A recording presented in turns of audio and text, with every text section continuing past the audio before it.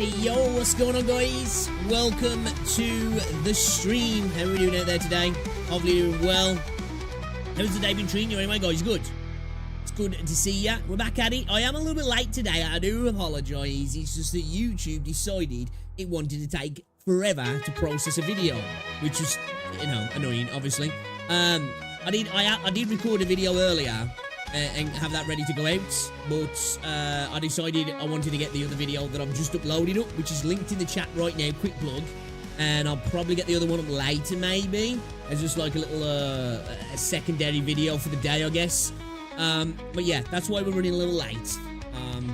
YouTube was just like, yeah, actually come up with like the little notification, it's taking longer to process your video than usual. Okay, I guess we'll wait then.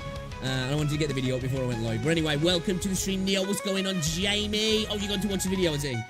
What's going on, Jamie? Welcome to the stream. Is the audio sounding as well, guys? We're coming through all good, are we? Can you hear me? Can you hear me? Let's get things started, man. Let's get into it. Yeah, so we got some reactions. We're going to check some stuff out. React to the new Zenless Zone Zero trailer. We need to get back on that game, actually. It's been a while. I do have a couple of other videos that you might want to check out as well. There's a PGR video I want to look at. And then we're going to jump into some PGR, I think. I do want to start some Starseed Asnia Trigger. I know it's a mouthful. But I think we might start that later on. I do try a plan to try and double dip today. That's the plan anyway. We're going to go at it again. I keep saying that recently and I haven't stuck to it. But we're going to try. I'm going to try and stick to it, okay? So we'll try that. But how's everybody doing that, man? Good to see ya. Let me just check something here on YouTube. There we go. In the right category. In the right category. So yeah, we're going to play a bit of PGR. Get into it. Get into it. Do you have a good weekend, though?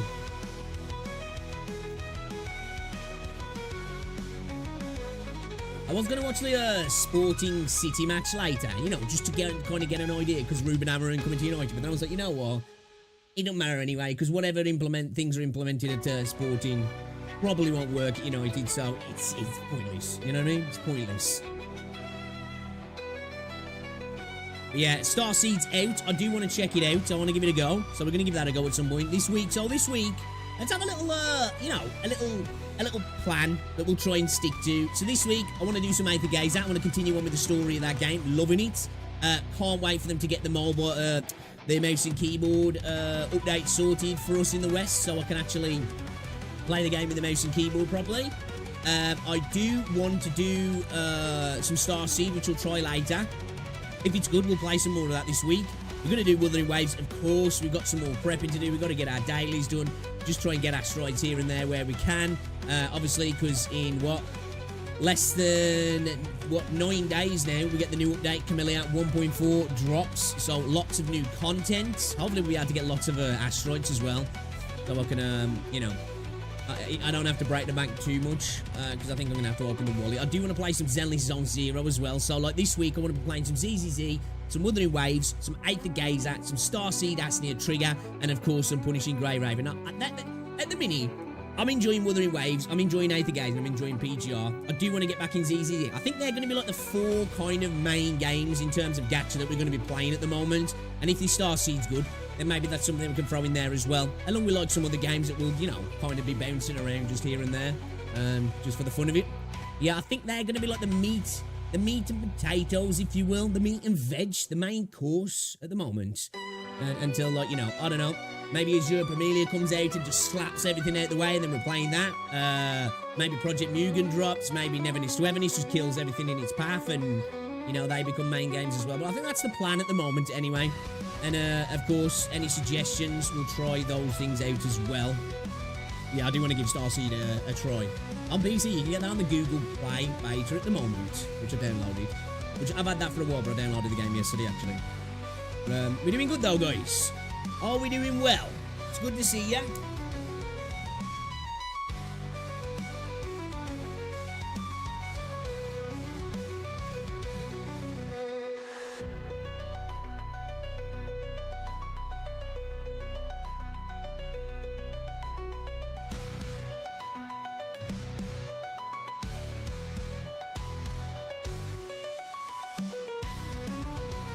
Woo! Warming here. Let's get AC on for a bit. Good vid, you say? Well, thank you, thank you. Yeah, I meant to get up yesterday, actually, but then all the other stuff dropped, and I was like, well, this is way more interesting than that. I actually was going to get another video up today, the Vedrika video. I thought I'd put that one up first, and then put that one up later, maybe. So that was one of the reasons why I was late. And then YouTube just did that thing, you know, when it's like, it's taking longer than usual to process your video. So, give me a idea. So I had to wait till that to go through before I could get live today. So it actually wasn't my fault. It wasn't procrastination and laziness. The reason why I was late today. You can blame YouTube for that, guys, okay? Pass the book. We'll pass the book. You've been edged for 1.4 for 3 days. It's looking good, isn't it? I am looking forward to it, man. I really am. Really looking forward to it, actually.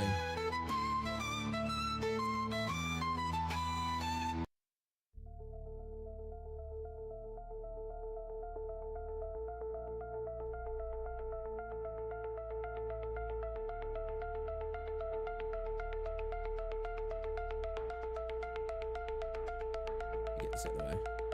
Alright then, so I think starting off, I want to check out this Zenless Zone Zero trailer. It's dropped a few hours ago, actually. Where are we? So I wanted to check out the Ishmael character introduction video for China. The Tsukishiro Yanagi. We'll just go with the Yanagi character teaser. The only guardian for Zenless Zone Zero. I'm just going to say Yanagi because I don't know how to pronounce that. Might check out the video from Kazahana as well. I think he's just talking about the update, but I'm intrigued by the glazing. I can't help myself, you know what I mean? Like, it annoys me, but at the same time, I'm like, go on then. Let me have a look at some glazing so I can get angry about it, you know? So,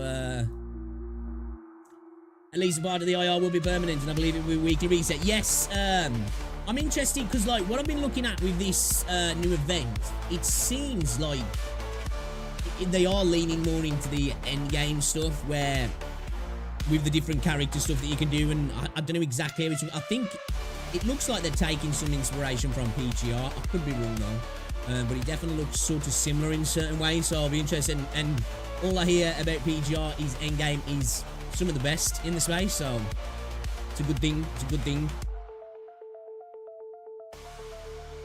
Yeah, I'm looking forward to it, man. Get my hands on Cammy. Gonna have to open my wallet though. It's good to know, man. I had to spend 180 quid yesterday on fucking passports. It's going on holiday next year. And like, I lost my passport. It's gonna cost 180 quid. And like, dude, I don't even want to get into it actually, because like, you know what it's like with nowadays with people being able to just hop in and out the country as they please. We won't talk about that too much though. Christ, man. I feel like I'm having to draw blood just to get a fucking passport. It's like, jeez, man. So I gotta get somebody to vouch for me now. To prove I am who I say I am. They took the money though. The government's like, I will have the money, but you need to prove it now. It's like, oh, okay, cool, like how that works. I know they're trying to, yeah, dude, trust me. I was thinking as well, like, I'm wondering if they're doing double banners. One, FOMO, and two, to try and get to the point where they're going back to doing double premium banners. So the phase 1 and phase 2 is new characters. Or they're just, you know, it's gonna be like, they want to just get through all, I don't know exactly how they're going to do things, but I think it's just to get through that quickly, to get back to maybe two 5 stars per patch. Gives them a bit of time, doesn't it, as well? Because I said that from the start. For me, that's what the reruns were all about, really. It was, one, it's good for the community who miss stuff, but two, it gives them a bit of space, doesn't it, to really, like, start creating characters and companions and stuff for characters and stuff like that, and introduce them to the story. You know, give them a little bit of breathing space, so to speak. Now, what you're kidding next, right, dude? Fucking £10 a pop for the photos, and then 180 quid, so 200 quid I spent yesterday. So I will be having to sell my kidney for Camellia. Payday needs to do YouTube. I won't get paid from YouTube till the 20th though, so I might have to dip into some of my other money. For I'll try and just use my YouTube money if I'm honest for Wuthering Waves. But I might have to have a little dip in it, you know what I mean? Maybe Cal will finally have his story since above lecture and then both companion quests. I don't know. Interested to see what happens. I don't know if like I feel like because we're getting a lot of stuff coming in the patch, I feel like maybe some of that stuff's going to be held until Yinlin and Yao, you know what I mean? Because there probably won't be anything like that. Do you know what I mean? Because it did seem event-wise, there's a lot of stuff, didn't there? So I think maybe that's like a little extra, if you will, to cover the fact that there's going to be 2 characters and obviously nothing for a character in terms of a companion. I'd like to see some, you know, 4-star companion stuff, even if it's just like missions. You know, you don't even have to give me any story stuff. Like, just give me some like themed events. You know, like when Yu dropped and when Lumi drops. Give me like a themed mini game. Like, it'd be kind of cool if you was just playing a mini game and it was kind of all Lumi themed with like the mouse and stuff, and you know, I don't know, it's just some silly little game mode, but it kind of looked like that. I'll be here for that. I'll definitely be here for that. Hey, what's going on, Nico? Welcome to the stream. Hello, hello, hello. All right then, should we get into this then? I'm just gonna get a glass.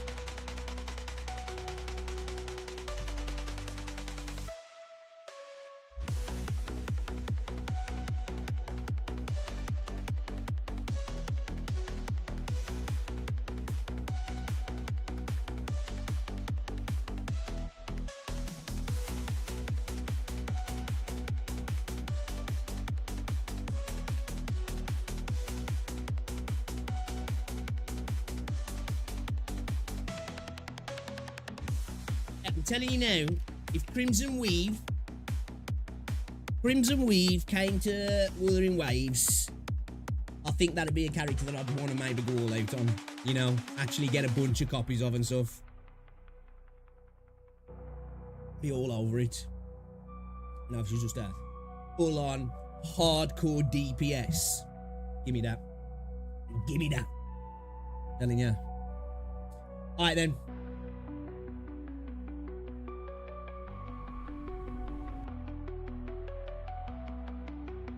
Two seconds.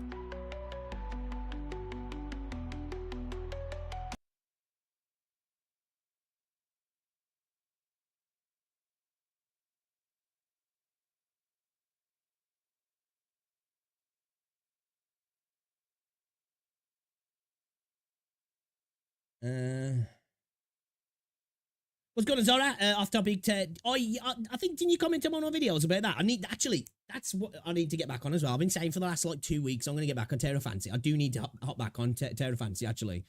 I'm down for that. I'm down for that. How's it going as well, Zara? Welcome to the stream. Hades, yeah, a little bit of Hades.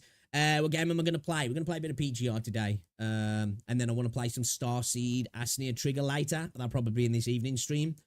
That's the plan anyway. I do want to get my Wura dailies done as well, so we might try and hop on Wura, like play. It depends on how long we're reacting for. I've only got a couple of videos to react to. I am a little bit later, so we could try and get on that, play an hour or so of PGR, depending on how much I'll get sucked into it, because I'm really enjoying it at the minute, and then maybe try and get our Wura dailies done. But we need to get them done at some point, even if we do it later. But anyway, speaking of potential characters and new characters, let's talk about another new character, shall we? The Yanagi character teaser trailer for Zenless Zone Zero, the Oni Guardian. Should we check this out? Man, this has done a 400k views from 9 hours ago. I'm a little bit late to this, but I'm interested. Let's see what it's got to say. I'm looking forward to this character, I'm not going to lie. Yeah, there's a couple of reasons why I'm looking forward to her. Maybe this trailer will give me one more. Sorry to pause straight away, but I've just got to say, you guys have heard it a lot of times from me. I think Zenless clears all of the gacha games in terms of the cinematics and the cutscenes. They're just out here killing everybody else off in this regard, in my opinion.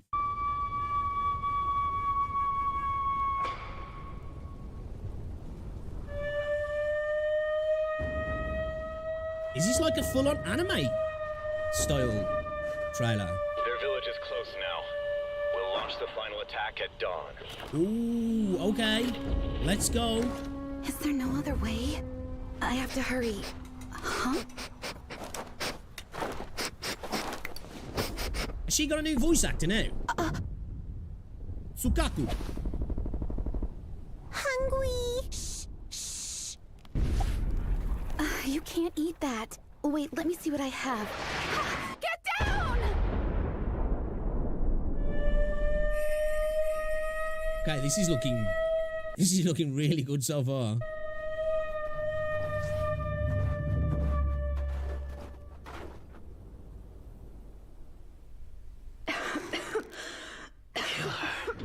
Avenge our fallen kin. She's a valuable hostage. We need her alive. Did they let any of our people live? They almost killed Sokaku just mere moments ago. It's because of people like you. What did you say? It's because of people like you on both sides. So finally things have picked Off Kinkazana, man. What the fuck? I've got to get back on Zenless. I think they just kill it in this side of things, and this is really giving me the itch to get back on the game. That the war keeps repeating over and over like a curse we can't escape. Be silent, human. Are you saying this is his fault? His father, his brothers, all killed in this war. Not even his baby sister survived. Tell me, who's to blame for all of this? You and I, we're both to blame. We should have been the ones to stop this.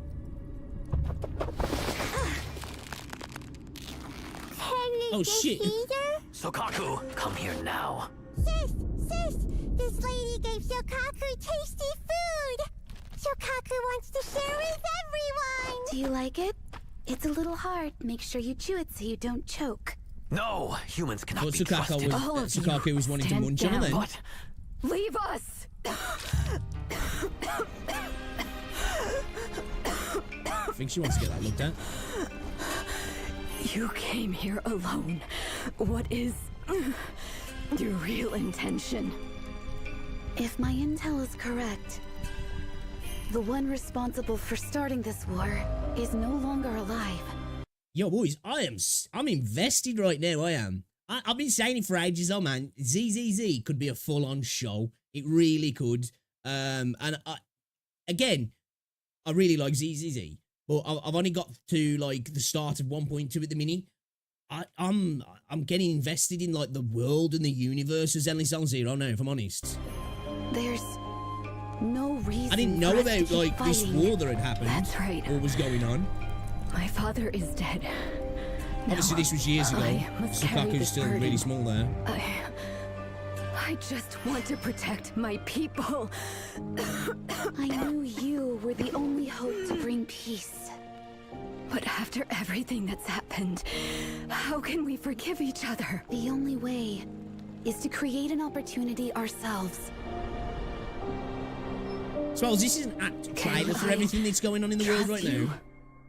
You know? I entrust my life to you. Because I trust you'll make the right choice. Human and Oni blood now flow together in your veins. Live on. And finish what I never could. Don't let our blood be spilled in vain. The She rebel-only leader has carrying been her blood executed. then. Tsukishiro, you've done us a great service. All they wanted was to become citizens of New Eridu. I'll take good care of them.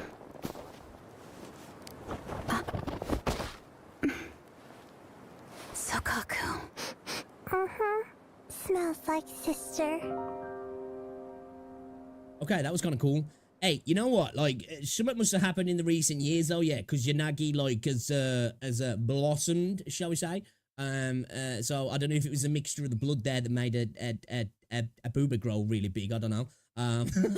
But I really like this character. I do. Her animations look super freaking cool. I like her design. I'm sold on the booba. I'm liking the expansion of the world here. Again, I didn't really know too much about all this stuff. I don't know if it's kind of mentioned in the game or whatsoever. I'm not too sure. Again, I am still not caught up at the minute on Zenless Zone Zero, but I'm liking this. I'm liking it. I really like the setting of Zenless Zone Zero. Anybody who knows me, who's watching my streams, knows that I'm actually kind of a fan of Zenless.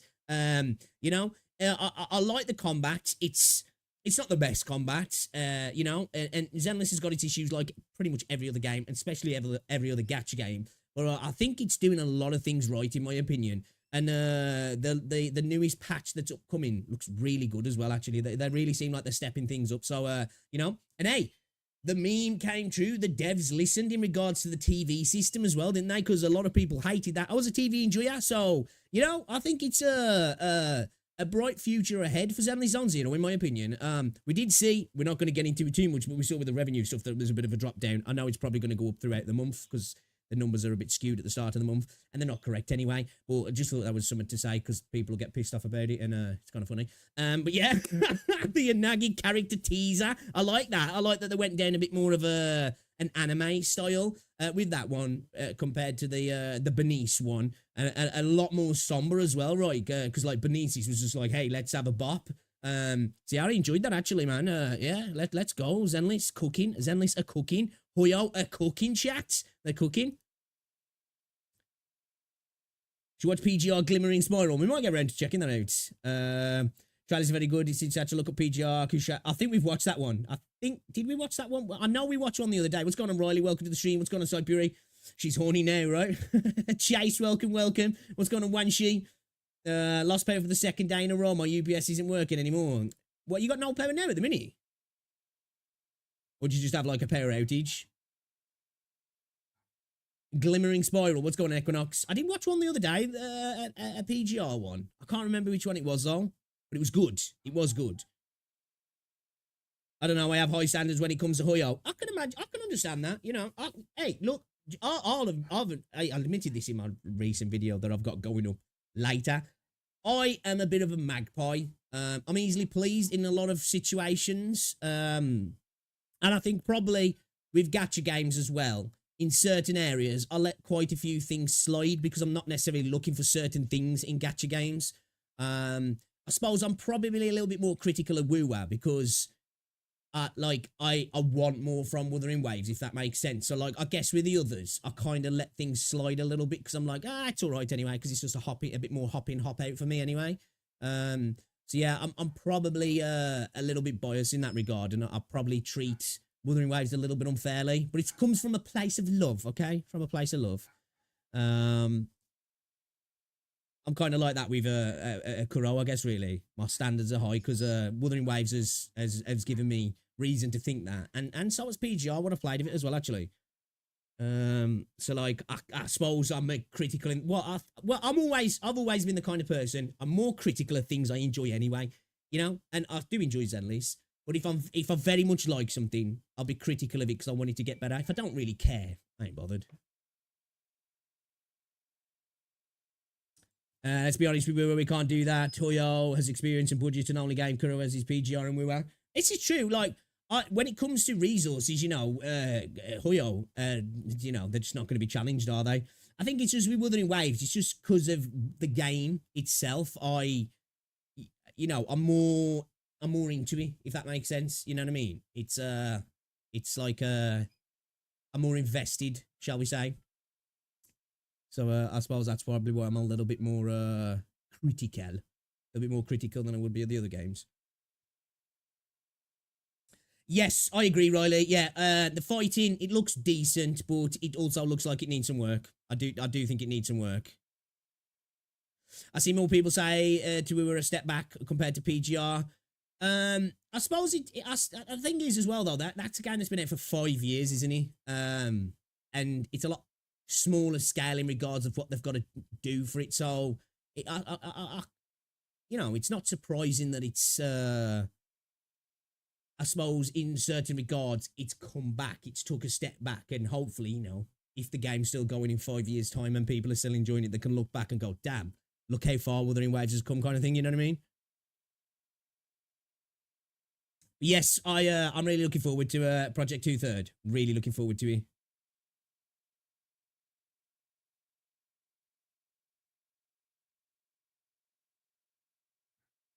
Check out this video from Sticks, shall we? Project 2/3. Oh, he's talking about Project 2/3.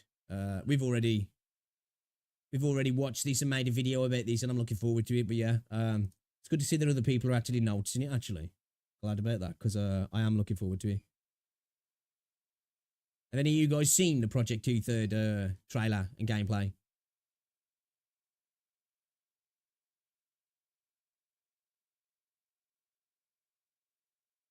Yeah, I agree. I'd like to see. For one, I think an easy part to start from for Wuthering Waves is more mini games. I'd like to see like just silly little throwaway mini games. I'd like to see some more stuff like that. I'd definitely like to see better events. I think this patch is looking promising in regards to the new event and the elusive realm and the permanent and semi-permanent basis of those coming into the game. So that's a good thing because I think the elusive realm is probably one of the best parts of Wuthering Waves, and this new event looks really cool. Actually, we're bringing in the Dream Link combat mechanic as well, which is cool. So I just hope we build on that sort of stuff. But yeah, I want to see like little throwaway events. I do, you know, whatever it might be. Just think of silly little arcadey type games. I want to see stuff like that in the game where I can just, you know, just play that for 10, 15 minutes and forget about the rest of the game, and you know, just little silly little things like that. But I would like to see, I've said it before, I'd like to see dungeons. I'd like to see world bosses, raid bosses, even just little things like, well, you know, when last time we did the Lala Logistics campaign, there was one of those where there was a tower to defend, basically a tower mode. It was a little beacon or something, you know, a signal tower that you had to defend from tacit discords. That was just, I'm not a big fan of tower stuff, but I'd like that sort of stuff just to, you know, when you're just roaming around the world doing your stuff, you've gone to do your daily quest, you're collecting some echoes, you're doing your thing, you're traveling to a tacit field, and then all of a sudden, boom, little ping, look on the map, there's a tower that needs defending, and then you just go over to there and you can defend it. Just little dynamic things like that as well. I'd kind of like, you know, or a world boss has popped up on the map, go and kill it, and maybe you get a little bit of extra something out of it, like, and they only like, they randomly pop up, you know, there's only so many times they happen a day kind of thing or something like that. Yeah, what's going on, Noisy? Kind of just maybe like Koyobu's story for me. Nikkei, Reverse 1990. I need to get it back on Reverse 1999, actually, and I've heard a lot of good things about Limbus. I've got them both installed and I've seen played them. Well, I played the initial start of Reverse 1999, and I like it, actually. Could be biased, Brock. At the end of the day, we're all biased. It's one thing I hate it when people say, really, I'm not biased. You are. And it's not a bad thing. We've got all got our conscious and subconscious biases. Whether it, you know, we prefer first-person shooters, third-person shooters, turn-based, you know, action stuff, you know, whether we prefer a particular type of story, you know, melancholic stuff, happy stuff, you know, stuff that's nihilistic, stuff that's super dark. You know, there's always that, like, voice, whether you hear it or not in the back of your head, telling you, you know, the things you prefer or you dislike.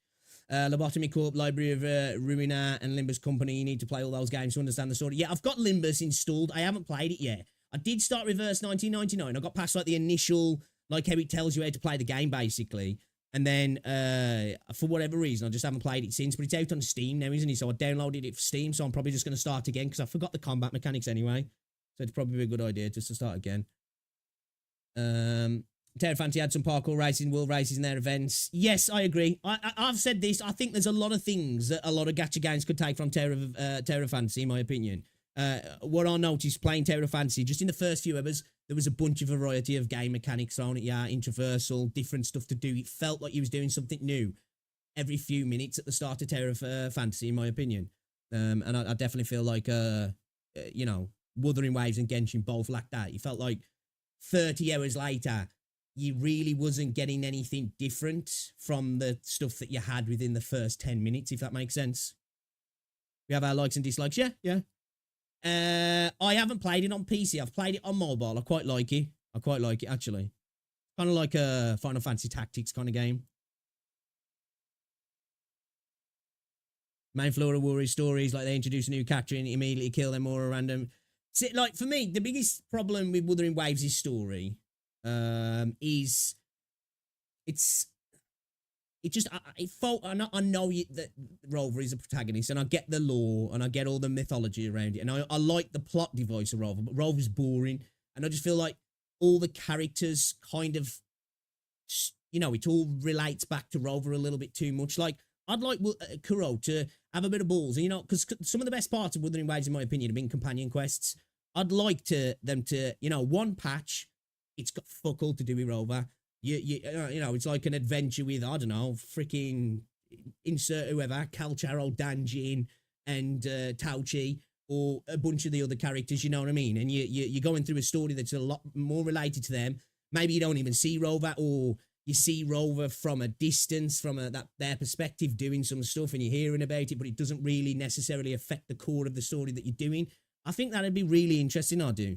And have characters pop back up a bit more. It feels like once their bit of their quest done, they just disappear into the background, apart from like Yang and Sheer, isn't it really? Like everybody else kind of feels like they're a special guest star on like a weekly episode of Star Trek or something. That pop up them like the main flavour that week, and then you don't see them again, kind of thing. So yeah, I'd definitely like to see some more stuff like that.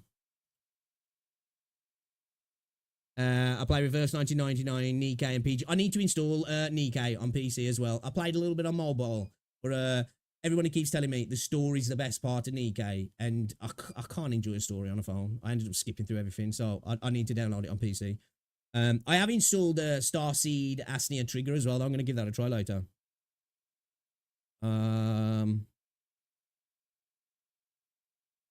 Kill whoever for funsies. They should make a playable character, make them appear every time, and have a relatable, and after some patch later, make them sacrifice their life and still be playable. That would be more... yeah, I'm okay with that. So I think sometimes some gacha games are afraid to kill off characters because it's like, well, how do we get around the fact that you can still use the character in game? It's like, come on, man, fuck you. Who cares? If the character's dead and you can still use them, then I don't even think you need to explain it away at the end of the day. Really, for me, personally, it wouldn't break the immersion. We're wishing for characters, and, you know, just the fact of the way gacha games work, a lot of the immersion's broken anyway, isn't it, really? So, like, yeah, I'd happily have some characters killed off, you know? And if they want to try and explain it, then they could explain it where maybe potentially the character you've got, like, it could be like a kind of a construct or something out of PGR, I don't know. I'm cool with the story, not really story guy though. Yeah, it's fair. Yeah, don't get me wrong. I don't dislike Wuthering Waves story. You know, I'm happy with it. I just I think that there could be some improvements.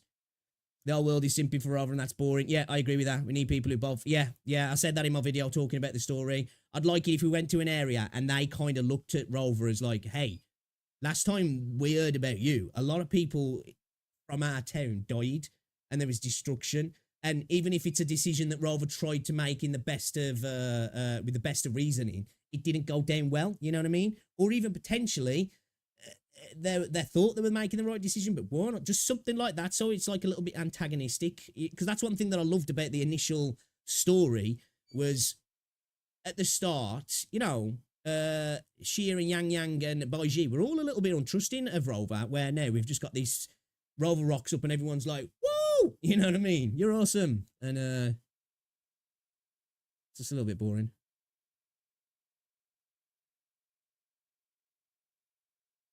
Nikkei numbers went down because people realised they could just Google Hentai Haven instead of spending hundreds of dollars. Man, dude, I swear to God, the characters in Nikkei are all well fed, that's for sure.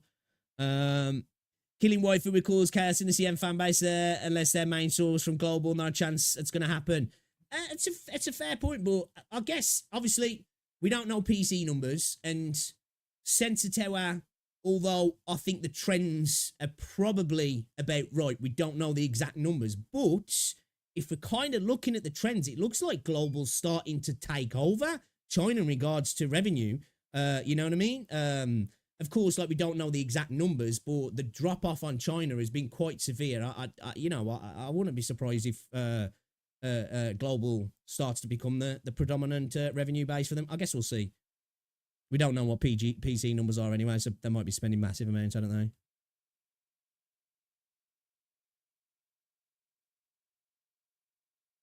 Yeah. That's one thing I like, the way the main character's treated in PG. I like the way the team's treated in general. You know what I mean? There's a lot more. The interpersonal relationships seem a lot more real in PGR than they do in Wuthering Waves. Right, dude? You know what I mean? Rover absorbs the fucking crownless, and she's just like, boom, Glock to the head, you know? She's like, move, bitch, try me, you know what I mean? I like that. Oh, my headset's just switched off.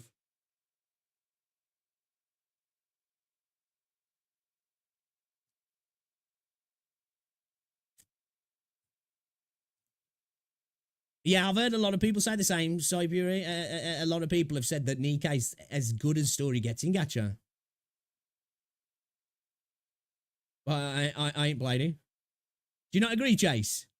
Some people can pull off a killer waifu thing, like in the end it does not affect the one you have. Yeah, I think it's how you get around, it's how you do it, of course, you know what I mean? But I just feel like, just imagine, like, you know, you're going through a thing and Yang gets murked, like, especially one of those two, Yang or Chia, because they've kind of been with us a little bit, haven't they? You know, I feel like, I think it'd be quite impactful, you know?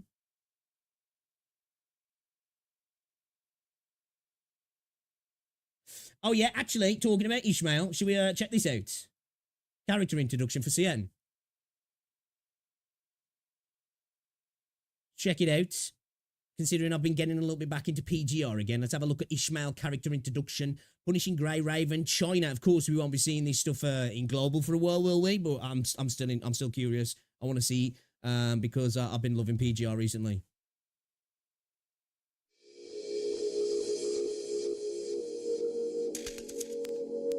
She does look good though, doesn't she? Yeah, I heard the design was changed slightly. 还不准备去休息吗？那不如 Bro, her hair's like a 就试试 tail. 将人类躯壳的可 Oh shit as well, look, she's got like wings in her hair as well. That's actually kind of cool, that is. Like, cause I've noticed that as well. The designs over the years have definitely got a lot more intricate, haven't they? With PGR as well. 人类躯壳的可能压榨到底了。瞧，咖啡我都准备好了。 Man, I wish Rosie had met me a cup of tea like that. 别担心，有我在，你不会真的出事。准备好开始了吗？ I love her hair design. Her dress as well looks pretty dope. Do you know what? I literally just clocked that she created the chair. I thought she was sitting on nothing.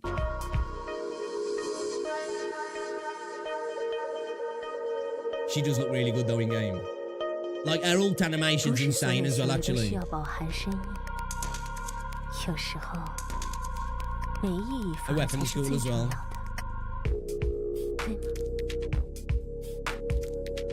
这会是你的终幕。注意啦，其实要开始讲故事啦。 See, you know that particular animation there? I can't remember the character now from Aether Gazer. There's a character in Aether Gazer that does a very similar animation to that. As soon as I saw it, I was like, oh, that reminds me when I was playing Aether the other day. Can't remember the character that does it though. 在很遥远、 Dude, her animations are 很遥 fire 远的 though. 空间，有一个少女，她是一个很厉害的研究员，但是她没有办法阻止自己的文明身上正在发生 Almost a little bit like, you know, not quite, but you know, I kind of get like the Yao kind of vibes as well, you know? 的悲剧。少女想尽一切办法， This is dope. And the other one where she like pulls the 于 sphere. 是穷尽所有也无能为力的她，只能被迫做出最后的选择。少女究竟做了什么？ Oh shit, I ain't seen that one.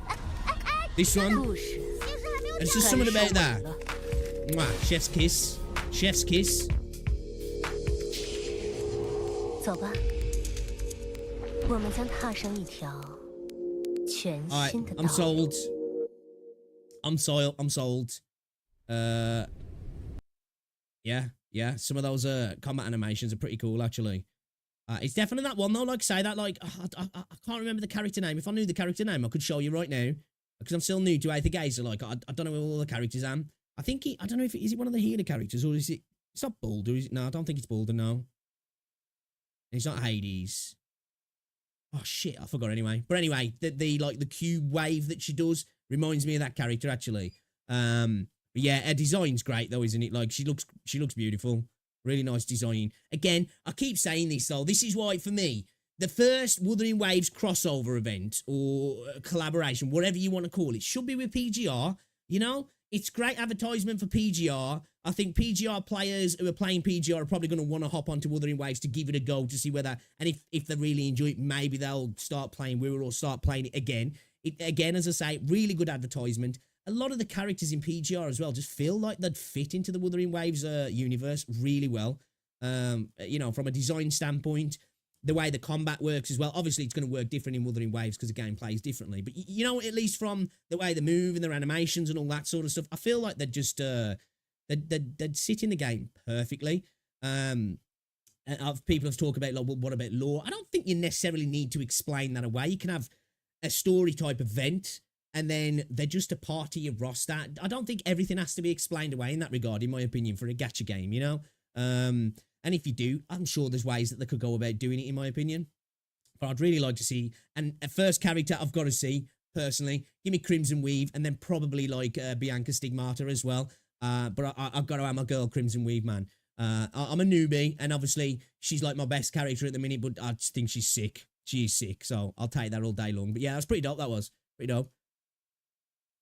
At the PGR DMC, may I have a clap? Yes, that's happening. Yeah, Zara. Yeah.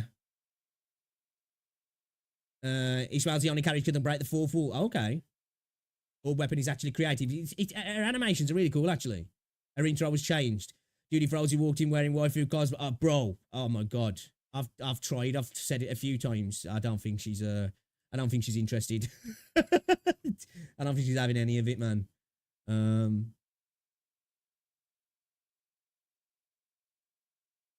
Lee'd work as well, actually. Lee'd work.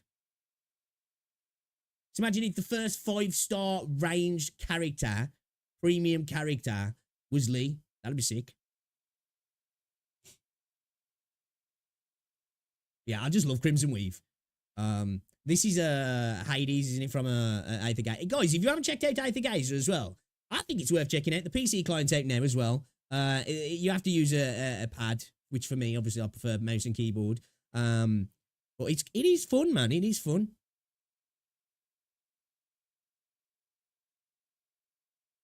That's what you guys are saying.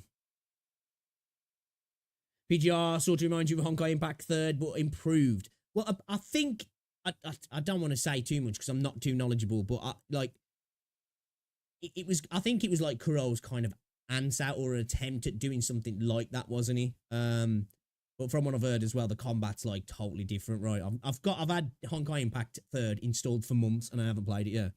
I do want to play it though. What's up on my cat? Ishmael, she's a merciful one. She helps everyone, whether enemies or friends. I love her. I really like her design. Again, I'm super new to the game, so like I've got to catch up with everything. You know?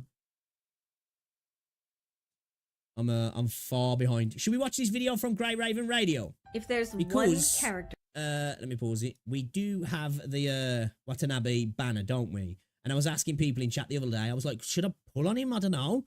You know, obviously, because still just getting my head around pretty much everything in PGR at the moment. Because I'm a smooth brain. I take things in slow anyway. But when I'm streaming, I get a little bit overwhelmed in trying to take in all the mechanics of a game a little bit sometimes, especially a brand new one. It's like, what is this? What's that? I don't know what this does. Where do I find this thing? People like, do this. I'm like, I don't even know where that fucking tab is, man. So let's check out, should we pull for Watanabe Epitaph then, shall we? From Grey Raven Radio. Let's check it out. If there's one character you make sure you get in the next year, make sure it's this one. Okay. A new battle. He does look cool though. I love the fact that he's rocking a gun and a sword. Watanabe Epitaph is one of the strongest characters to ever come out of Punishing Grey Raven. Is that true? Is that true? Holy cow. And there's some crazy strong characters as well, isn't there? And that's because he's a key member of not one, but 2 meta teams. Despite the turquoise glow, Watanabe Epitaph is an S-rank fire tank. When he debuted on the Chinese server, this caused quite a bit of controversy, since he power creeps our beloved Nanami Starfarer. It didn't seem right to replace Starfarer before replacing much older S-ranks like Rosetta Rigger or Chrome Glory. However, whether you like this change or not, there's no denying that Watanabe's new rank is a force to be reckoned with. The main reason for this is his Shred, aka the ability to reduce a target's elemental resistance. The higher the Shred, the more damage everyone on the team can inflict on the enemies. While most tanks have 10 to 15% Shred by default, Epitaph starts at 25%.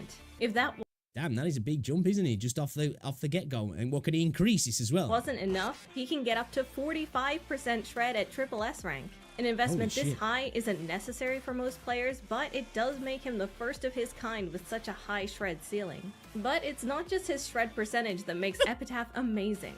His rotation can outdamage Lee Hyperreal at equal investment, making Watanabe the main damage dealer of the fire team. Something that was also controversial at the time of his release on the Wait, so a main damage dealing tank that buffs the team? Okay. What? Chinese server. Fortunately, Lee's not out of the job yet, as the meta fire team is now Epitaph, Hyperreal, and Imperia. Around May 2025, Lucia Pyroth will replace Lee Hyperreal, but Watanabe Epitaph is still the meta fire tank for the foreseeable future. And speaking of the future, Liv Imperia is getting access to leap skills in the patch Source Big Liv Beacon enjoyer. 2 patches from now. This will make the fire team even stronger, making the fire team even more worthwhile to invest in. But wait, that's not all. Dude, like, it's so impressive for me. Obviously, because I know this game launched specifically on mobile initially, and then was only in China for like a year and a half. Going from Wuthering Waves to this, you can see the visual difference. But I'm still absolutely like mesmerized sometimes by the quality of some of the character animations and VFX in this game. Like, it is really impressive, and it's like peak anime. This game is. Every time I play it and I like try something different, I'm like, fuck, bro, that was fun. You know what I mean? I get that. I'll really get that from PGR, sorry. Which I don't think many gacha games really do that well. Like, I get it from Wuthering Waves. Kind of get it a little bit from ZZZ, sort of. I think Ave the Gazer does a decent job of it as well, but I feel like PGR does it the best. That you do something in the game, obviously because I'm new, it's all fresh to me, and I'm like, holy shit, that was freaking cool, that was. Rather than it just being like, that was a big number, it like visually, like, it feels impactful. Make the fire team even stronger, making the fire team even more worthwhile to invest in.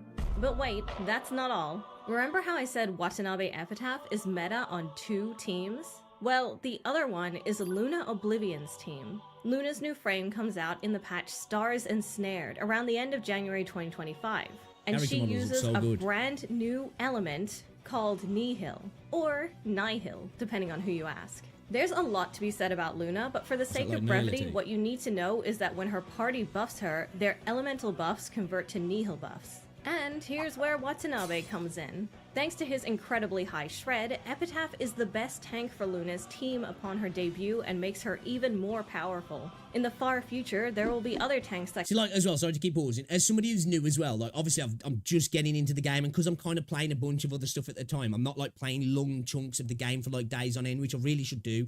I'm still kind of like figuring out all that sort of stuff. Like, at the minute, I just I hop on Crimson and I try and just kill everything, basically.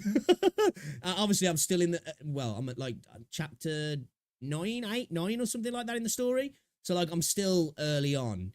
And I haven't got to like the difficult sort of molding content that people keep telling me about. So like, I really do need to start learning a bit more about the game in that regard. You know what I mean? To build a good team and start learning the nuance of the game, shall we say, rather than just be on like, okay, this is how I play the character. This is the core passive, right? Let's just hit shit now. that can fill this role, but as of now, Watanabe still has the highest possible shred ceiling of the tanks. Ishmael is also Nihil element and will probably affect the meta, but that's a long ways away, and as of right now, it's too early to say for sure. Since you'll be seeing plenty of Watanabe on not just one but two teams, perhaps you'd like to pick up some alternate outfits for him too. Get in, loser, we're going shopping! Sandstream shows off his mechanical joints as well as gives him back his left eye. This one will be available upon his debut. Bro, and can I be can't wait for this to come to Wuthering Waves. You can also look forward to this edgy Lone Ranger outfit that comes out around July 2025 in the patch To the Galaxies. Honestly, I love how much it changes his whole look. It is. It reminds me of a cross between Vincent Valentine, Boot Hill, and Dante. Best of all, it goes pretty well with Luna Oblivion. Wait, is he naked? So, should you pull Watanabe Epitaph? Well, we certainly recommend it. But you know how we do things around here. I think I'm sold. I think I might need to pull on him, actually. Let's break it down. You should pull Epitaph if you want the strongest fire tank in the foreseeable future. Okay. Sorry, Nanami, but Uncle has you beat. I have a feeling we'll be seeing her again later anyway. You want the best fire I damage. say, because at the minute, really, all I'm using is Crimson Weave, Liv, and Kamui. That's like my squad at the moment, which, like, obviously is super early on. But yeah, I'm intrigued. I'm feeling it, actually. Dealer currently available. Whether you lack a full fire team or like to keep up with the meta, Epitaph will not let you down. Lucia Pyros will likely creep past him, but that's not for a long time, and Epitaph will still be an important part of the team. Speaking of, you should also pull Epitaph if you like Lucia, Lee, and Liv, since his high shred makes the fire characters much stronger. And if you're more into villains, pull Watanabe if you— So I guess I could use him along with Blackrock then, yeah? Right? I'm not tripping. like Luna. When her Oblivion frame Skip him comes and out, get him from the Watanabe standard will make her man deal during even the more Teddy damage. patch. Future tanks will be able to pair with Luna too, but you'll have to wait a couple patches before they appear, and Watanabe is still one of the best options. All that said, here are some reasons why you may not want to pull Epitaph. Okay. You're saving for Chu Shukra, who comes out in the next patch. Oh, is that how Chu you pronounce Shukra it? is an ice attacker who replaces the rather outdated Lucia Plume, making her a very valuable character to pick up. While we did have 2 free characters a few patches ago to balance things out, new or returning players may have trouble saving enough BC to get them both. Another reason you may want to skip is if you're saving for gacha coatings. Vera Garnet's comes out— I'm gonna say, man, you know, it's like, although from a fidelity standpoint, Wuthering Waves characters look better. Some of these characters, man, you know, I hate to say it, are kind of clearing Wooer characters, man. That makes me feel bad as well, just to say that. Cammy's still my girl, though, I'm just saying. Out next patch for 10,000 And BC. Jinsei. And 3 patches later, Lamia's gacha coding debuts for an eye-watering 17,500 BC. Yikes. Holy shit. But for coding collectors, the sacrifice might be worth it. You also might skip if you really like playing as Nanami Starfarer. While she's not as strong as Epitaph, she's also not very outdated. If you already have Starfarer and don't have many characters, you may be better off investing in characters of other elements. But we do want to emphasize Epitaph is really, really good. And perhaps the most important reason not to pull for Epitaph is because you can technically get him for free, if you're willing to wait. There is another way to get free S ranks from the beginner banner with blue tickets, which we explain in another video that you should be able to see on screen now. But you'll have to wait until Source Beacon, Teddy's patch, before Epitaph is available on it. And if you've used up your blue target already, you won't be able to use it on Epitaph. Lastly, Epitaph isn't the only thing to debut in this patch. We also get the best coding in all of PGR, a statement that is definitely not biased whatsoever. Isla looks good in everything, but she peaked— Isla, that's a perfect pause. Perfect pause. Isla does look really good in everything. Like, Tao Chi needs some love in Wuthering Waves as well. They need to be giving that girl a freaking skin. I'm here for it. Even though I don't use that, that would convince me to actually use her if they did give her a new skin. In this, so watch me go completely feral for it in this video. No, not that feral. You already had your video. Okay. People keep raving about Feral 21 as well, saying she's the shit. Alright, okay. You know what? Maybe I'm sold. Maybe I'm sold again. I ain't got a clue what the meta is. I'm still a dirty noob. And I'm just getting to grasp me things. I'm just kind of play through the story at the moment. I've got like my memories for my team that I've got at the mini. Not leveled anything up apart from the base character stuff, the skills, a bit on the weapons and stuff like that. Yeah, so like I'm still new to everything, but I'm not gonna lie, that video's kind of sold me on him. Video has kind of sold me on him. Feral 21, he's not shit. No, I'm saying she's the shit. People have been saying she's the shit. Like, as in good.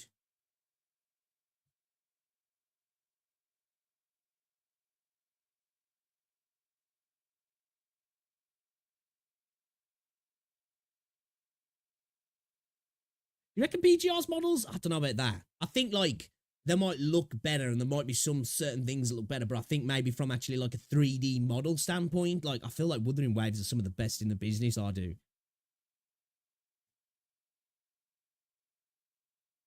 If you knew what to let me just solo everything for you.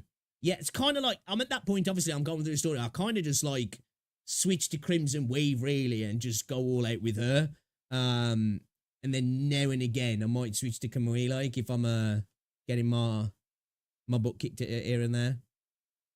which hasn't happened. I've only like died twice. Well, I had characters die, should I say?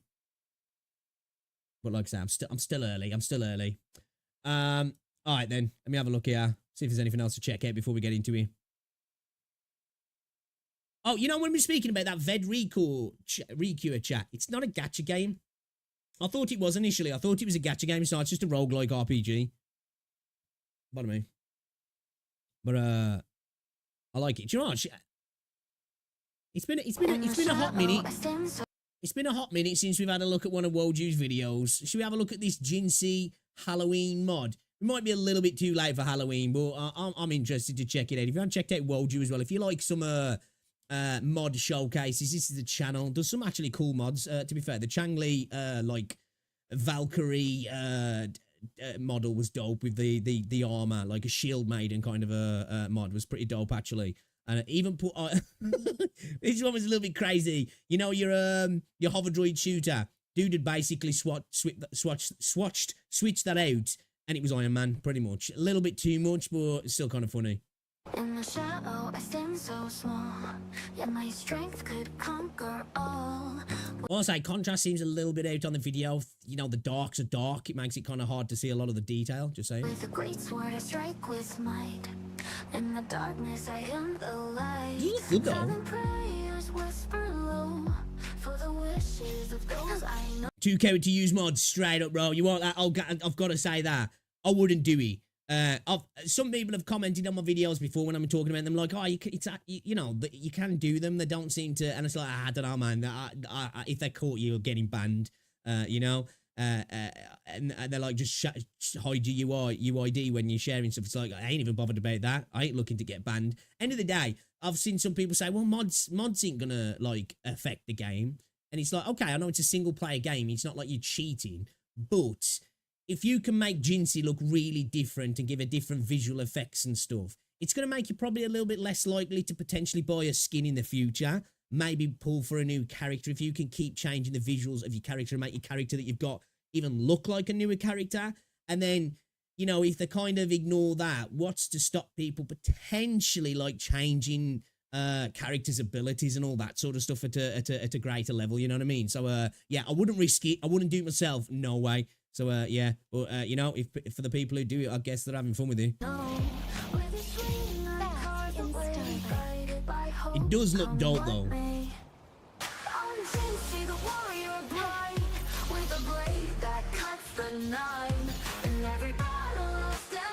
Yeah, Jinsei's been eating her oatmeal. I think so, yeah.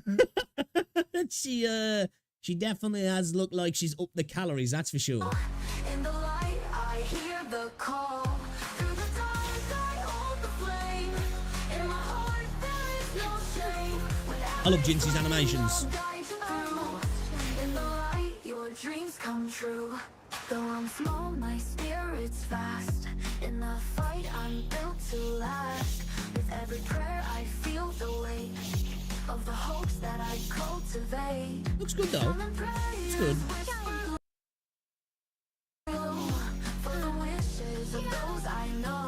And she just chopped that kid's head off.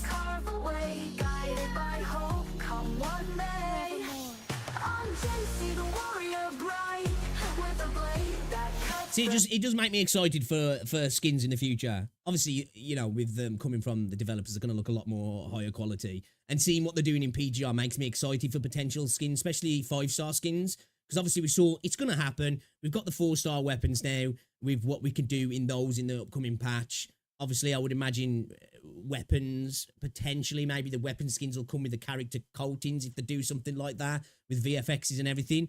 But it does make me excited for the potential of things to come, looking at what they're doing in PGR. Because, like, I've said, man, like, I want a Jinsei that kind of, you know, Noelle from Genshin.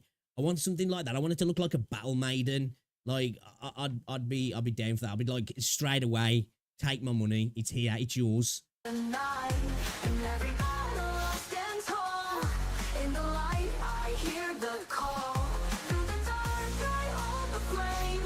See, just little things like that as well. Glider skins. Hover droid skins as well. That looks good, that does. Fight, I'll never cease. You know, I want to see a dragon a different color and stuff like that as well. Through the night, I'll bear the wrath. All right. What's this? Horror short film for film studies. I'll click this on to put into watch later. Where have I done that? I must have done. I don't know. Maybe I was half asleep. Horror short film for film studies. It's got 53 views. I'm not going to, just in case there's something fucked up on there. Me buying the BRS Crimson Weave skin was the best investment. That's Bambinata. I like PGR character modding. Quality is very good. Did Jinxie turn evil after seeing Roll with the shorekeeper? You know what? She's getting slighted, right? She's getting slighted. Alright, do you know what? Let's check out this video. Let's watch Kazuhana. Let's get triggered. I gotta admit though, she doesn't look as regal as she does normally. Definitely, yeah. Hey, yo, Cheese, what's going on, bro? Yeah, like, I definitely want, like, well, I don't know, it depends. Because, like, seeing what Kuro do with PGR, just looking at that stuff for Watanabe there, some of those skins were fire. Especially that, like, you know, like, dark cowboy-looking skin. That was pretty dope, that was. Watch PGR Glimmering Spiral. Right, let's have a look.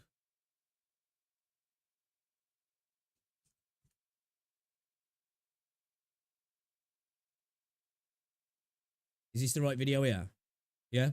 Punishing Grey Raven, Glimmering Spiral from a year ago.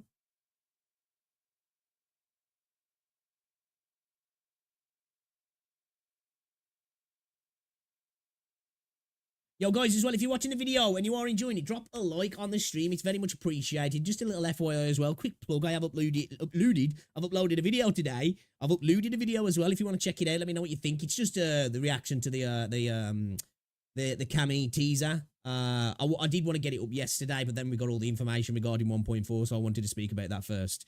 But I'm assuming this is one, yeah. Punishing Grey Raven, Glimmering Spiral. Yeah? Alright. Let's watch this one then. Let's check it out. Let's check it out. Shit, what have I done with chat? Made it massive.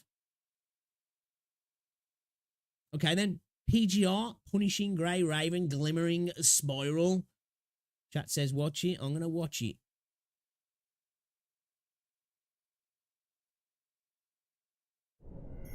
BPN08 あなたは唯一の希望になるのです。地球を取り戻し故郷に戻るため Is this JP? 我々人類にはあなたが必要です。BPN08 全軍撤退。このエリアは放棄する。繰り返す。防衛軍は全軍撤退せよ。このエリアは放棄する。 I love how, like, PGR is pretty much, like, robot zombies, isn't it, really? And I'm not knocking it, because, like, I love that shit. But that's kind of like what it feels like, really. お姉ちゃん、お家に帰りたいよ。怖がらないで。必ずお家まで連れて行くから。静かにして。私が3つ数えたら他の方へ走って。わかった？1、2。They're all like the dark storylines, aren't they? パニシングとの戦いの中で人類はこれまで本当の意味で勝利したことは一度もありません。Oh wait, they got the kid. ゲシュタルト演算によれば、もし効果的な対策を打たなければ、誰もこの戦いを生き残ることはできません。執行部隊グレイレイブン小隊 BPN08 リーフ。全人類の幸福のために。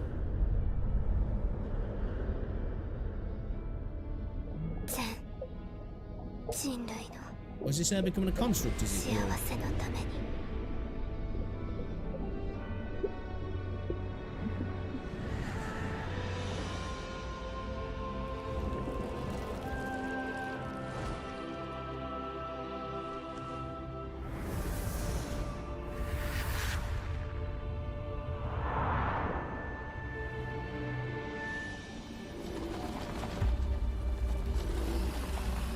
Oh, you done fucked up now, boys.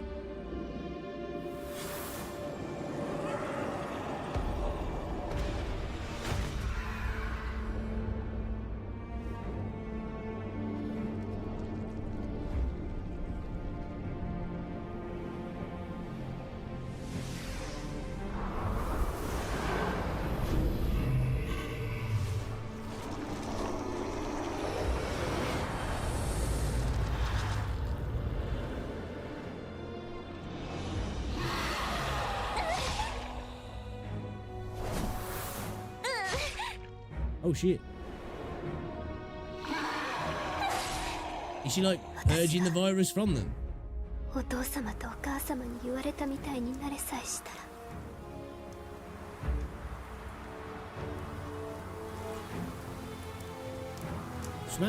Think of Mercy. 人類の彼女の意識界はいつ臨界点を超えてもおかしくない状態だ。彼女はすでに覚悟を決めている。そうだろう。彼らは私と同じなのよ。人間に騙されて実験台にされて失敗した。最後はゴミのようにここへ捨てられた。幸せのために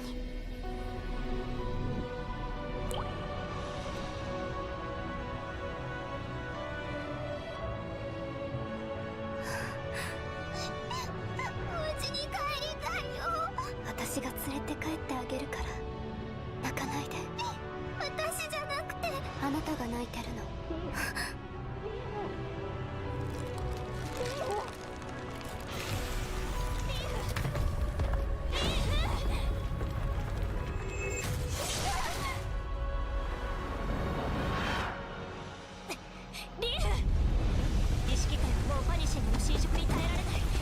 Yeah, this is epic. This is a shit Wuthering Waves needs, man.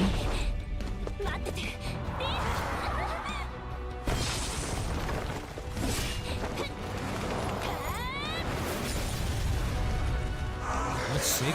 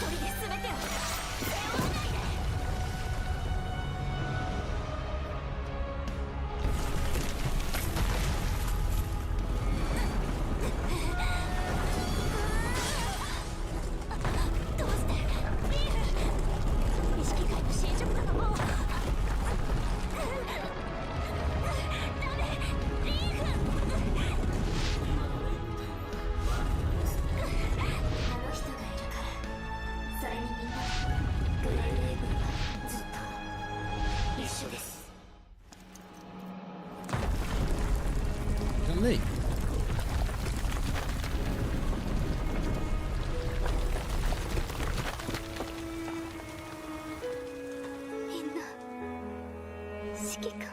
Oh, is that the commander? 連れて帰ります。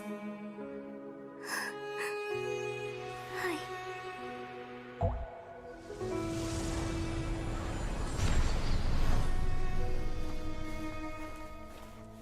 何があってもグレイレイブンはずっと一緒です。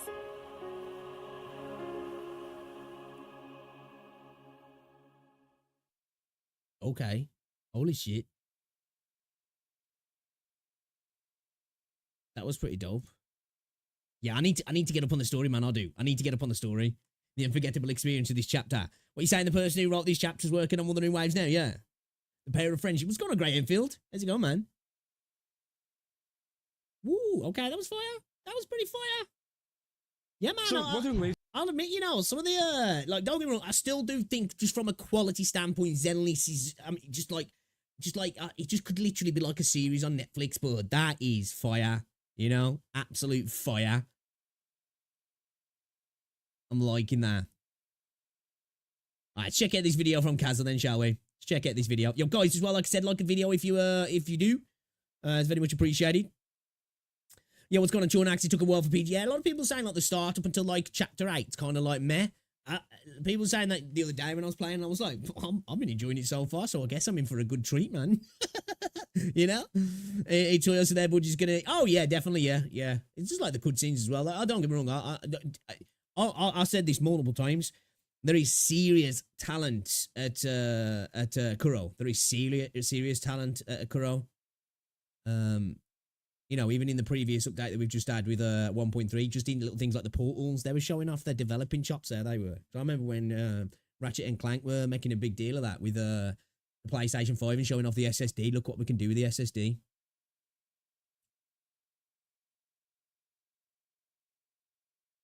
Kazaweeb. Alright, let's check out this video then. Wuthering Waves are crushing expectations with this. Are they though? Are they though, Kaza? I don't know if they are. Is this going to be a 30-second video turned into a 9-minute video? Let's have a look then, shall we? So, Wuthering Waves can't stop releasing bangers after bangers. I mean, we've had so many new updates and new stuff coming to the game, it's actually insane. Now, Wuthering Waves have actually released even more information about version 1.4 and what's actually coming to the game, including a full trailer and a look at some of the different characters and... Lumi's crushing me, alright, dude. Lumi's so good, yeah. Like, Lumi's straight up a 5-star quality character, in my opinion. If they drop for her as a 5-star, obviously we don't, a kit maybe not, but like, just looking at her and her animations and the mouse that she's got with her and everything, I think people would be like, sweet, man, looks like a decent 5-star character, you know? And she's a 4-star. It's ridiculous. And also story coming to the game. Now, obviously, I've had a little bit of a research into this and all of it looks absolutely amazing, and that's why I had to make this video on it, because at the moment I am a little bit ill, so I'm sorry if I do sound a little bit different, but this update was so good, and obviously I'm keeping my promise to you guys of keeping you updated with everything that's going on with Wuthering Waves. I just had to cover it. So in this video, we're going to be covering all the information about version 1.4, what's kind of coming to the game, and why you should be excited for this new update, because again, it's way bigger than you probably think. I've probably looked at everything he's going to talk about here, but we'll But before I get into this video, don't forget to leave a like and subscribe if you enjoy it, and also go over to Gamer Subs, use my code KAZO, where you can get yourself 10% off a ton of cups and tubs. They have a ton of really cool events going on at the moment, as well as some really nice designs, so I definitely recommend checking it out, and as I said, it'll be down in the description if you guys... Question, do any of you guys ever use, like, gaming supplements? Like, because I have never, the only supplements... like, or pre-workout, because I like to get to the gym. I take creatine and I take glutamine, and that's it. Like, and obviously it's protein shakes and my protein and all my food and all that sort of stuff, right? And I have collagen drinks now and again. That's just more for ligaments and stuff. But I have only ever once had a pre-workout drink, and I will never do it again. That shit made me feel like trash. Like, while I was working out, my head felt like it was going to explode. I'm not big into caffeine anyway. I prefer a cup of tea. Like, I could have like 1 cup of coffee in a day. If I have a couple of coffees, man, it just makes me feel like trash.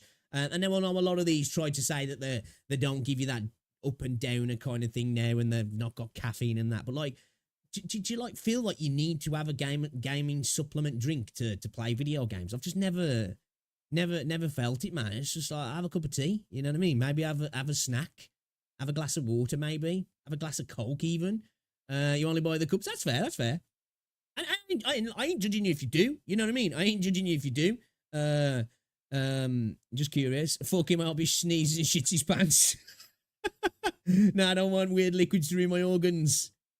Yeah, man. I don't trust half of them. I just don't. Especially when they come from these little backstreet companies. Not saying that these guys are. Not like insulting the sponsor. You know, there's so many of them popped up now, haven't they? And I'm just like, I don't trust the ingredients are those actual ingredients, you know? Want an easy kind of option to get 10% off. But let's get back into the video. So firstly, Wuthering Waves actually released this tweet, which pretty much gives you a content preview of everything going on in When the Night Knocks, which is the version 1.4 kind of story, event kind of thing, and it pretty much showcases everything that you need to know. Obviously, you know, we've got some new events coming out, as well as new characters, and also new weapons. There is a ton of stuff to be talking about. Also, we've got this really cool trailer, which came from Wuthering Waves, which pretty much gives us a more in-depth look at what the story's going to be like, and honestly, it looks amazing. Now, I'll play this throughout the video. Obviously, as you know, I like to put different cutscenes and stuff over the top of me talking. Again, it looks visually amazing, and the story looks like it could actually be a very interesting one. Old man bad.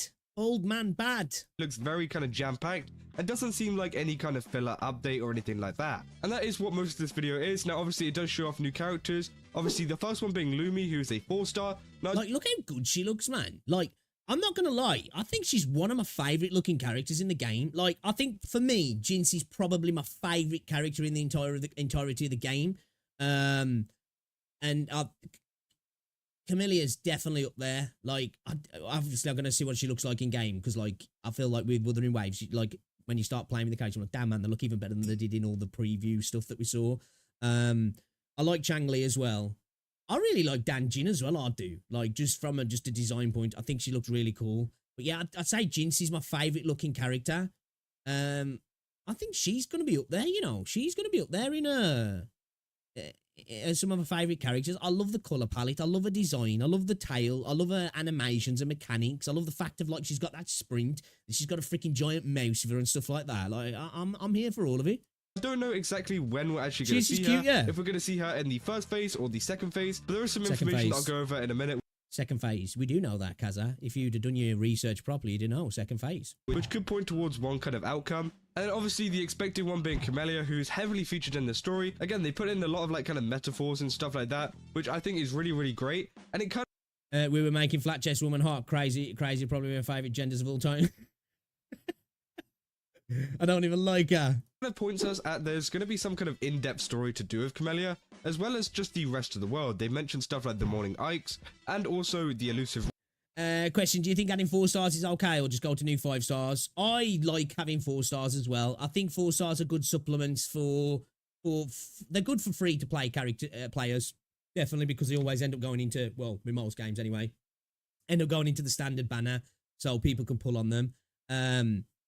And yeah, I think it just adds a bit of variety in the sense that it makes 5 stars feel a little bit more special, doesn't it? You know?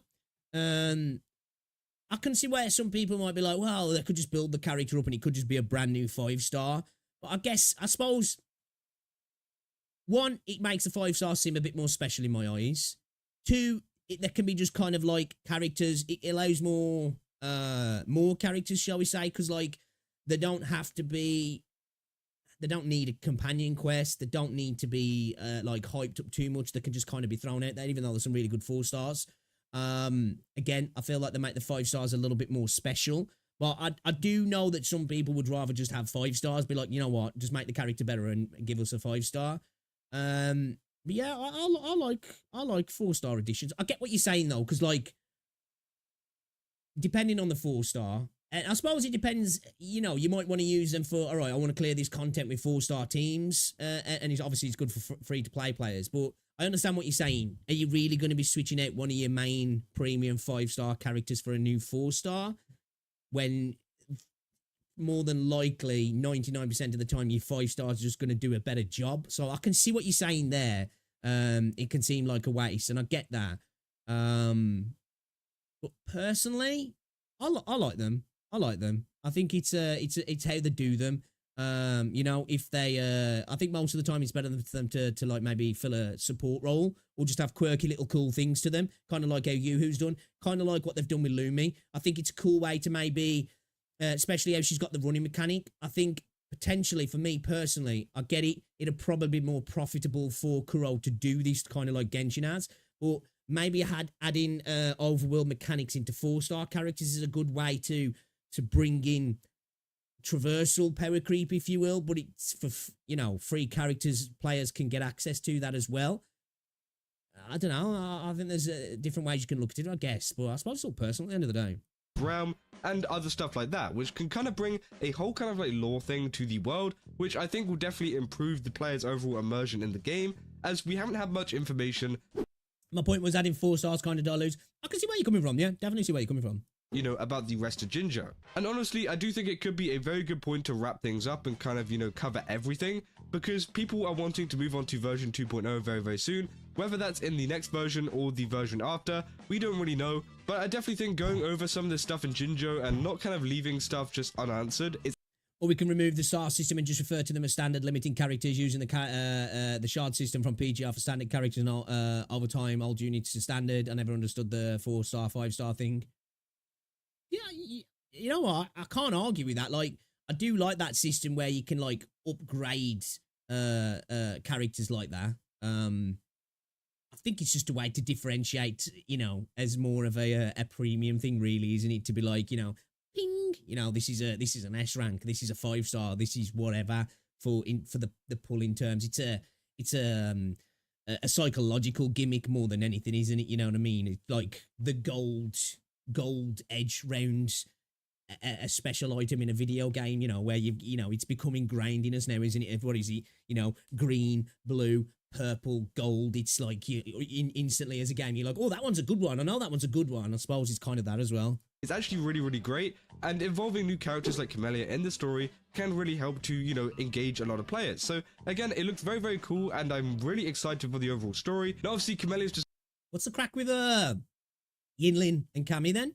You reckon? You know, the bit with the water, and Yinlin comes out the water. I was just like, oh, yes. Design looks amazing. She's got some really nice moves in there. I'm definitely going to be pulling for her, especially her ult. Her ult is absolutely insane. So, again, a lot of people are very excited for her. And here's the splash up for it, obviously, you know. Yo, your boy specifically chose the moment to pause Zen. Did he mean to? He was, you know, came in then, like, oh shit, actually, I had this on pause from earlier. Hold up, let me just get my trousers on. And here's the splash up for it. Obviously, you know, Camellia looking very, very cool there. Kind of like all stringed up. That's her kind of thing. So again, Camellia is going to be our 5-star, who is going to be on the first page of the banner. And then Lumi is going to be our 4-star, who is also a new resonator. Now, obviously, this begs the question, now, what kind of banner is she going to feature on? Because, obviously, last time we had Yohu, who actually came out on the other banner with Jian, which not very many people were excited about because, again, it's a rerun, no one really cares. So as you can see here, obviously, you know, we got phase 2 of the banner, which is Yinlin, and also Zhang Liao, which again, I think is great, having 2 5-stars on a rerun banner. I think Wuthering Waves... Yeah, curious, actually. I asked this in my comment section of my video. What are people's thoughts on the double reruns? Do you see it as a positive or do you see it as a negative? I suppose it depends where you're coming at, you know? I guess somebody like me, I'm thinking, well, if we get double rerun banners at the minute, that we're going to get through them quicker and get back to maybe having back-to-back premium 5-star banners. So there's that. But I can understand maybe, you know, if you were like, you didn't have Yao or Yinlin, you're thinking, shit, now, fuck, I wanted Camilla as well. Now I'm really struggling. I'd be curious to see what people's opinions are on it, really.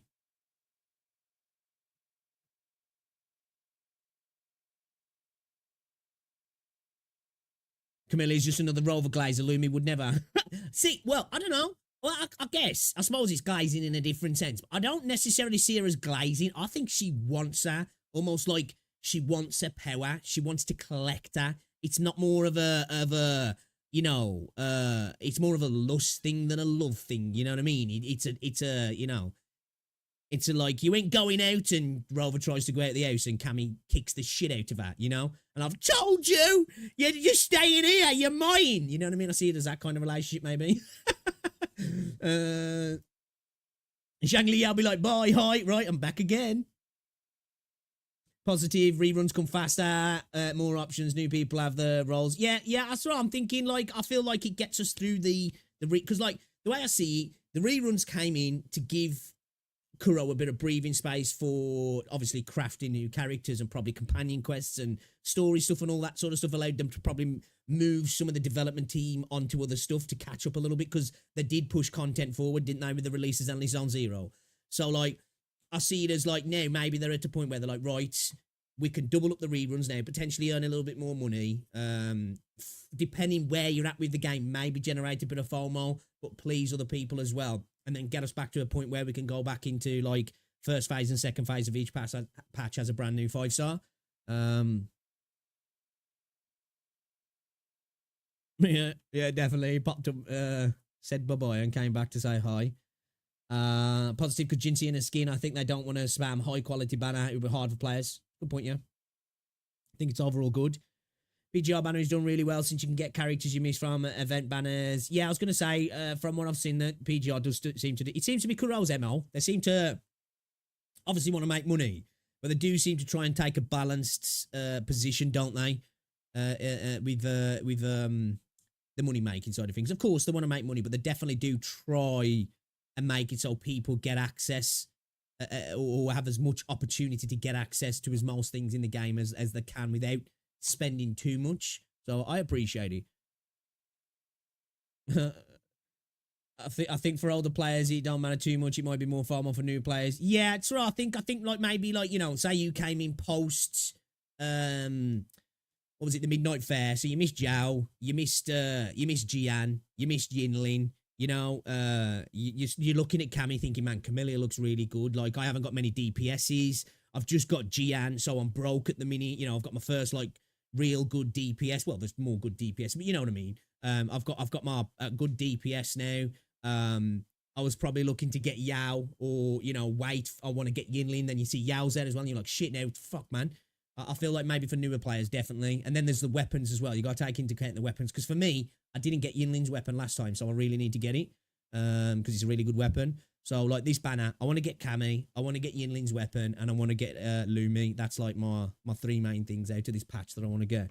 Everything else, like, I ain't too bothered about. Because I've got Yao. I think I'm one of the only people in the world, man. I just don't enjoy him that much. He's good, but I just don't have fun playing him. So we've gotten to a point right now where you can actually, you know, afford to have 2 characters on a banner, because before there just wasn't enough characters to do it. But again, I think this is absolutely amazing. And they've actually put down here Celestial Revelation, which, you know, it says Resonator Lumi can be obtained in the Resonator Convene events when the Thunder pours, and Celestial Revelation, meaning that this is going to be the Phase 2 banner. She's going to be available with these 2 reruns. Which it's like, really, she's the main part of Phase 2, I think, isn't she, for a lot of people? I think there'll be a lot of people who maybe miss Yinlin, because Yinlin's a really good off-field support character. Like, she is really good for your account, in my opinion, and she looks great. But I feel like she's a good the mainstay of this, because you can get her on both banners. She's going into the convene shop, and then she'll go into the standard banner as well. So you got multiple chances to get her as well, haven't you? But it feels like that she's I think that was smart to put her in both banners, though. I think it's a little bit better because you do have it would have probably pissed people off if she was only in the one, wouldn't it? Because then it's like, well, now you've shafted me. You know, if he was after Yao, but you can't get Lumi, but he was after Yinlin, but you can't get Lumi, that would suck. Option of what 5-star, you know, you might accidentally get. But I do definitely think that Lumi should have been put on the first phase of the banner with Camellia, because again, they've got 2 5-stars. I think that's enough to get people interested in the... I do, personally, selfishly, I wanted Yoo-Hoo to be on Shorekeeper's banner, but I think from a business point of view, I think it's smart for them to do that, because they're giving you the chance when she goes into the standard banner. They're giving you the chance from the Coral Shop as well. I think it's fair, at least from a business standpoint, to put her on those banners, because it's going to make people have to choose and spread themselves out a little bit, or spend, isn't it? And at the end of the day, that's what they want to do. So I think from a business standpoint, and I'm at the point that I think Kuro are good actors in this space. So I want them to continue being good actors, but I also want them to try and maximize profits as much as possible, because I want to see them do well. I want to see them continue to be in the space, because we've got a lot of bad actors in the gaming space. So, you know, I want to see people like Kuro do well. Rerun, but obviously it's not, and they say after the event ends, starting from the next version, Resonator Lumi will be permanently available. Agreed, yeah, they are catering to new players, aren't they? Yeah. Which obviously is very good news, meaning that you don't actually have to pull on any of these reruns to get her, unless you really, really want her. It means that you... Also added you, yeah, that's what I'm saying, yeah, you know what I mean? I mean, like, more just that, if, like, from our personal point of view, I get what you're saying now. Yeah, it's justified, totally. I just think, it's fair for them to stick them on that banner anyway. And even if it didn't go into the shop, I still think, you know, I wouldn't really judge them that much for it, if I'm honest. You can actually pull on the standard banner after, you know, this version, which... That's the Equinox, you banned. You got Shorekeeper from free pulls and got 3 copies of you from a single 10. Disgust me. I still haven't got Yoo-Hoo yet, and I'm pissed, because I like her, I want to get her. Means you can get her at any point, which again is great, because I think her character design does look really nice, especially for a 4-star. Now obviously we get a look at Camellia's weapon as well. I had to, I got Shorekeeper, I won my 50-50, and I won my 50-50 on a C1. I lost the C2, but I'm not too bad pissed off because I got a copy of Arena, so I was happy about that. I did have to spend 30 quid to just make sure I got Shorekeeper before the end of the banner, though, because I was like, I could just keep chipping away at her. I was like, nah, stuff it, I'll just spend 30 quid and I got her. Yeah, it was a bitch. It looks really, really cool. It definitely fits in with a whole design of the kind of red roots kind of thing with a lot of the flowers. So again, looks very cool, and it's going to be very interesting to see more of the animations that come from that, because again, they kind of showcased it in the trailer, but not too much. So it would be interesting to see how that kind of pans out. And then we go on to some of the events that are actually coming out, which one of them is the Somnium Labyrinth, which again does sound very confusing, but they say in a tumultuous dream, you witness a train derailing, unsealing a gateway to a realm of illusions. A mysterious figure taunts you, foretelling that when the... Shorekeepers, it really is, man. Game changer with her. Absolute game changer. world succumbs to this nightmare, the night will reign eternal. And this is one of the events that's actually going to be permanent, so you can actually play this. They have to sell the 5-star gun user for me. They really have to sell it. Like, they can't just give me a trailer and show off a bit of the kit. I've got to have a reason, because personally for me, I don't enjoy the range characters that much in this game. Now I like Mortefi. He's good for what he does, and I understand the roles, but I just don't find them enjoyable to play, personally. So like they've got to sell it. They've got to sell it. You know what I mean? And also as well, hear me out. I'd like a range character that can close a distance and do a bit of melee as well. That'd be kind of cool. You know, like how Watanabe's got a sword and a gun. Kind of sick if you get closer. You know, I'd like that. I'd also like a sword and shield character as well. Like a tank, sub-DPS kind of character would be kind of cool. You know, anytime you want, even after version 1.4, which again is absolutely amazing, and you can also get your hands on some of the weapon skins, which we talked about in the last video, which is great, and also some asteroid and some other stuff too. So again, they give us a little bit of a preview of what's...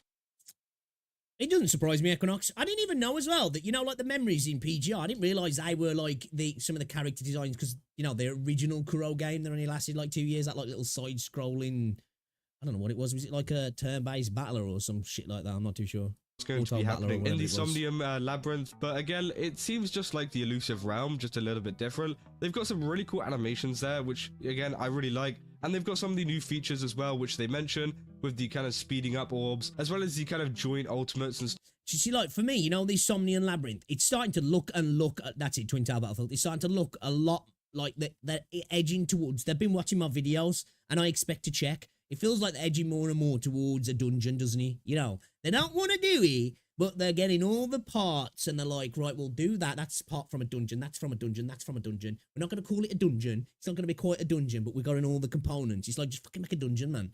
Stuff like that. So again, it's going to be very exciting to see this in the game and try it out just to see what this is all about, because they are quite vague on what you actually do, but it definitely seems like a kind of combat-y event. And again, they show off some of these skin designs as well. Oh no. There, which again I really like, and they've got some of the new features as well, which they mention, with the kind of speeding up orbs, as well as the kind of joint ultimates and stuff like that. So again, it's going to be very exciting to see this in the game and try it out just to see what this is all about, because they are quite vague on what you actually do, but it definitely seems like a kind of combat-y event. And again, they show off some of the... Definitely seems like a kind of combat-y event. Well, looks that way, yeah. Skin designs as well. Obviously, I'm not really a fan of this one, but again, I'm sure a lot of people will be, and hopefully they do. Nah, honestly, maybe it's not bad. It's mid. It's mid. It's a tester. I think you're getting it for free. I think they're testing to see how much people like these. Then maybe, I think a smart thing what Kuro could do is throw 4-star skins into the battle pass, the what's it called, the freaking podcast.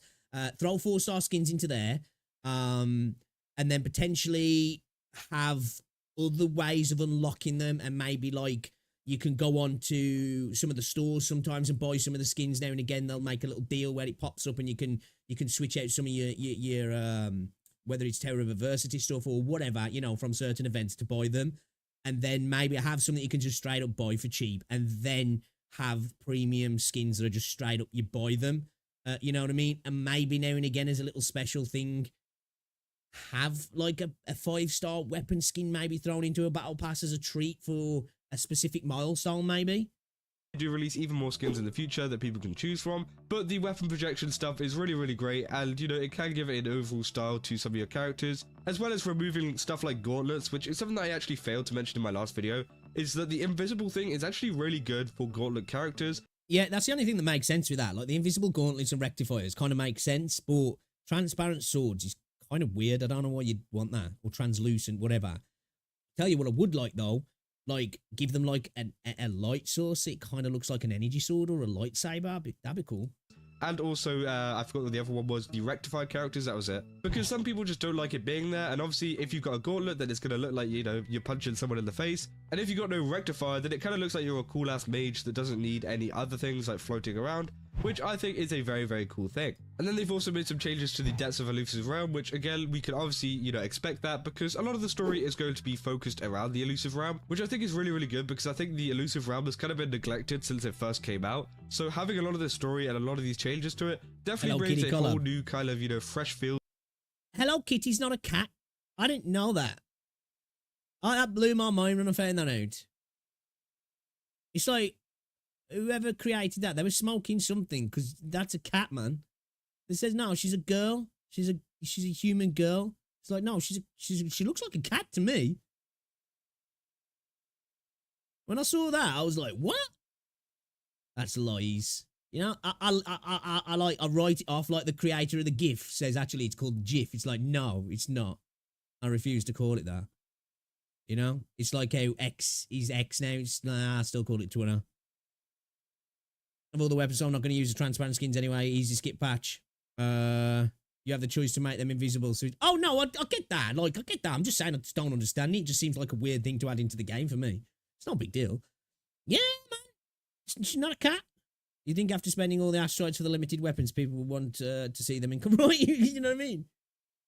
To the elusive realm, and it has a lot of people playing it. And then obviously we get stuff like Camelia's companion story, which is definitely going to be an interesting one. I will play that 100% because again, she's a very, very interesting character, which Wuthering Waves have definitely cooked on. And then we go into even more events. Obviously we got some like Lolo campaign stuff again, which again I think is really, really good, especially for just getting up more rewards. We got some more stuff about the tactical simulacra, getting even more rewards with that. So again, there's so many events that are going to help you out and get you a lot of free stuff. We got Pincer Maneuver Warriors, which again, very, very cool event. And then finally some Pioneer Association themed event, which again, all of this stuff just helps people get more asteroid and more kind of, you know, materials to help them whenever it comes to getting future characters or even the one on the banner, which I'm super excited to try them all out. They also mentioned there's actually a new Phantom Echo. I must admit though, the Phantom Echo for Inferno Rider does look pretty badass though, doesn't he?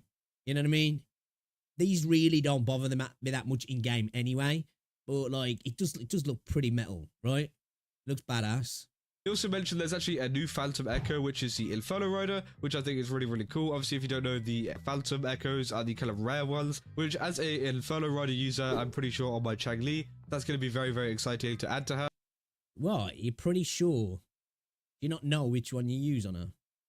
And also this one, which I think I accidentally left out, is a ton of free pools. We get 5 free standard pools and 5 3 limited pools, which is something that Wuthering Waves just tend to do often. So again, this is going to be very exciting to see in the game, and obviously, you know, login events are always good, aren't they? You can't moan. Pools, and even with the standard ones, it could help us with our looming pools. So again, very, very cool, and it's very good to see a lot of these rewards being added to the game. Yeah, I was gonna say because it proves how generous Wuthering Waves is, and you know, how generous they always were. I'd be happy. I'd happily have them become rarer if the special thing about a Phantom Echo was that you could select a substat. How that Phantom Echo is actually like, you know, something special in the game then. Will be. But yeah, that's pretty much all the information that you need to know about the Wuthering Waves update. Obviously, this is a very, very exciting trailer and also a very exciting preview. This is coming out on November 14th, yeah, so we've only got 10 days until it comes. I'm hyped for this update. I'm not going to lie. I'm really looking forward to it. I think 1.3 was good, and obviously we were getting story expansion in regards to like Rover's storyline, so I was looking forward to that.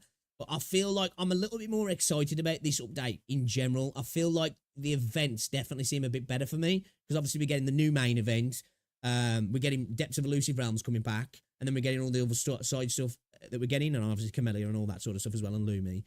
But like recently, I've been a little bit underwhelmed by events in Wuthering Waves. Like kind of a lot of them, I'm like, it's kind of mid. This is, you know. It's a repeat event, another repeat event. This is the same thing we've done before, but we're doing it over here now. All right.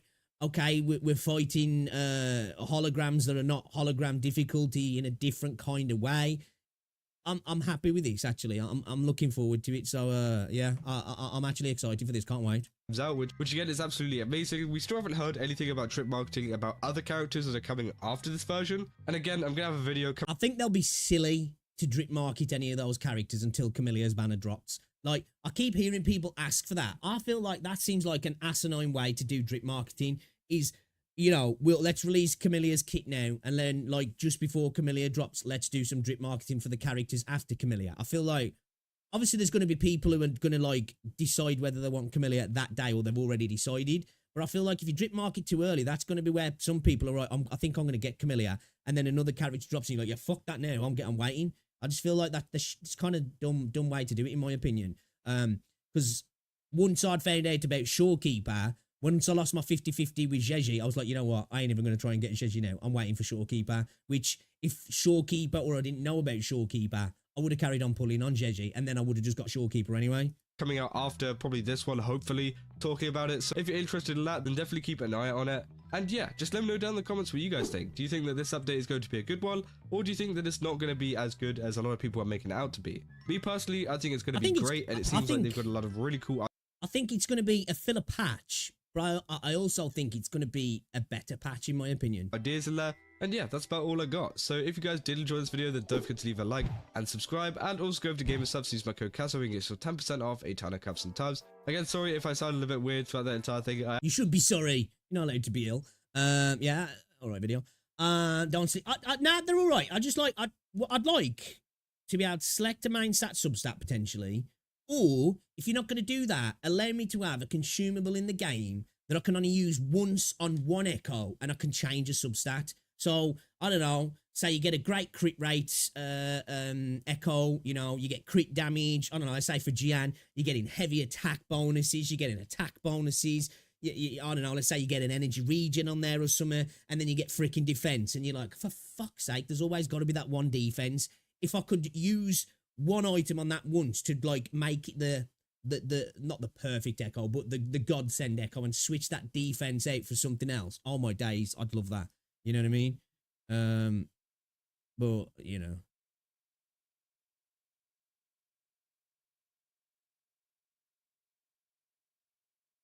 Right, I had enough of that yap.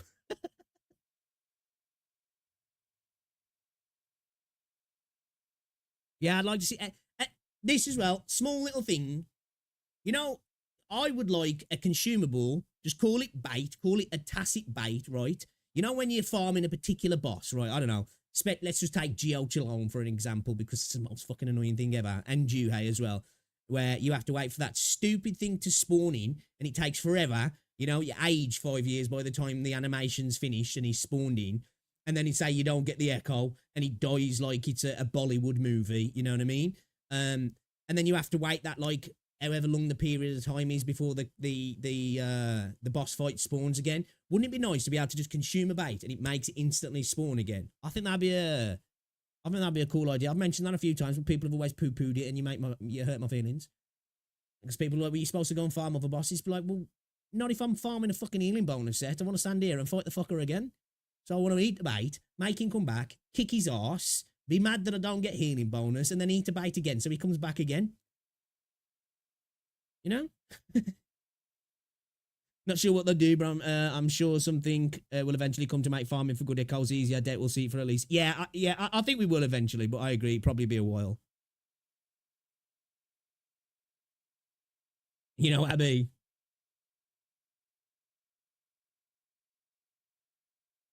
What? Did we just become best friends? Yup! Callan followed your channel. Yo, Callan, thanks for the follow. Appreciate ya. How many of you guys in chat have saw what's it as well? Project 2/3. Because I am hyped for that, actually. I'm actually hyped for it. Very much looking forward to it. Yo, MTash was getting roasted, wasn't he, about his game that he's making? I saw that in my feed earlier. People saying his game's shit. He's kind of shit, though, to be fair. Well, he looks shit anyway.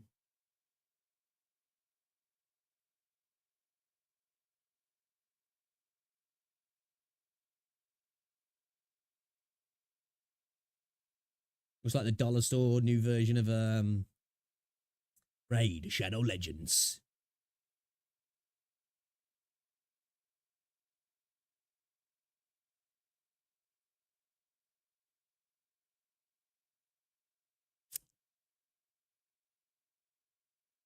Pardon me. How many of you guys are going to be getting Monster Hunter Wilds as well? Out of curiosity. Is it on your radar? Are you interested? Do you look into that? Do you want it? Do you want to be hunting some monsters?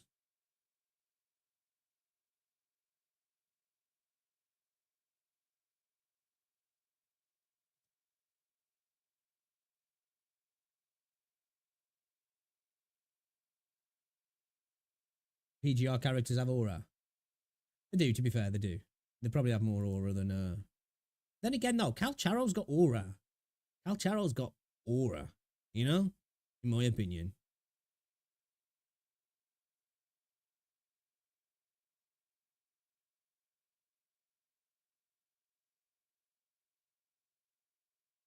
That's why Cal Charo needs a fecking story. I feel like if we got some sort of companion quest for Dan Jin as well, we'd see Dan Jin's got aura as well.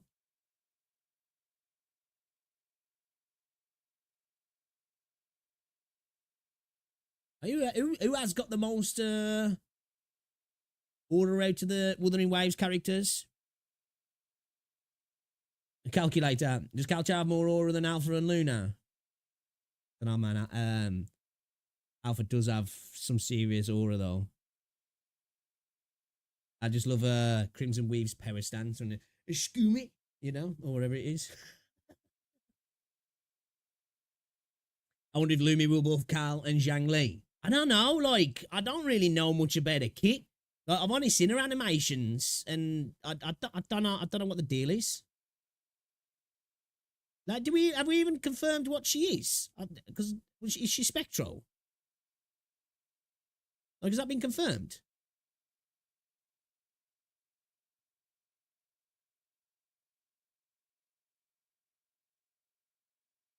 Cal Charo needs a trailer story. Should be, yeah, Cal Charo needs some story, man. Dude's too badass not to. You got freaking dollar store Sephiroth, bro. You know what I mean? Sephiroth at home. Like, why is that guy, geezer not got a story? Like, yeah. Good enough to power creep. Cal Charo, yeah, he's still one of the highest stories in the game. For real. Yep, agree. Big agree. Cal Cheerio. I feel like no one in Wu has an aura. Really? I don't know about that. I think Cal Charo's definitely got aura. Like, come on. Dude's the only character in the game that's got an intro animation. He's got that much aura. Dude's got his own animation for his intro. Ain't nobody else got that shit.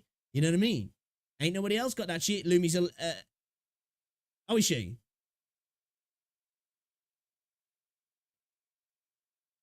She's Electro. Has that been confirmed, has he?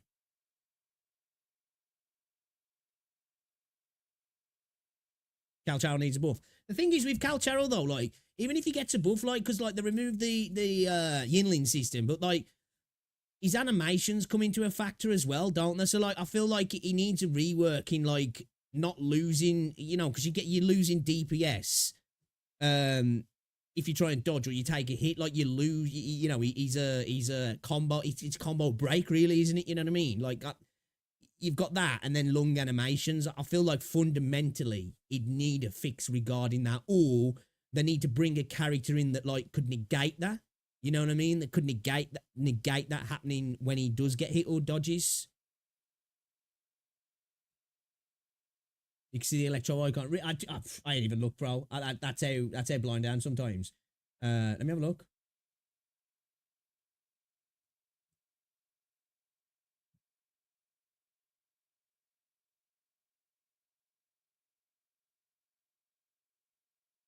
Let me have a look.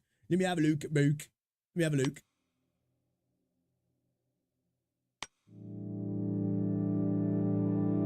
Shut up. Oh shit, yeah. I'm blind. So what? We don't know that she's like sub DPS support. What do we? I'm going to assume she's some kind of like support / sub DPS. Yeah. Be cool if she was some sort of you need glasses. I fucking do. I think.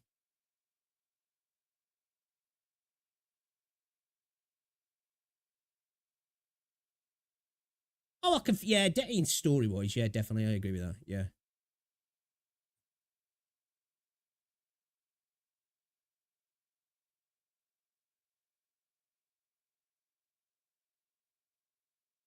They do need to have better forecast Electro, because like the Void Thunder as well just doesn't it play into Cal Charo, like, you know, taking the animations, his combo break, and the forecast echo. It's just like it feels like it's just not built for Cal Charo, and it kind of is, isn't it? Because we know Cal Charo's kind of remnant of the old version of the game. It's just like bring him along, man. Do something like I feel like he's kind of a fan favorite character. You know what I mean? Like, well, I feel like that anyway. Again as well, why have no other characters got intro animations like he has? You know what I mean? Like, apart from like you get it on Shorekeeper, I guess, but that's when she does the Outer Stellar Realm intro, isn't he? 2 hour more stalling. Yeah, lingering change is probably better. Now we're gonna get on the game now. I just like to do my reactions. I'm a lazy content creator, guys. This is the time when I'm making my videos, you see, right? Because I'm too lazy to get off stream, sit and make a video, right? I've got to farm the content somehow. Come on now. Alright, let's jump on it then. I won't stall anymore because it is 20 past 3.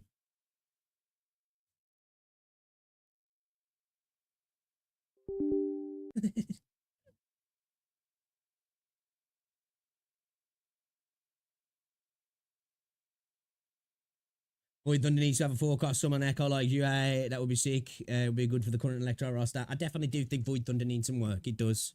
It does. I'm too lazy to start a stream up.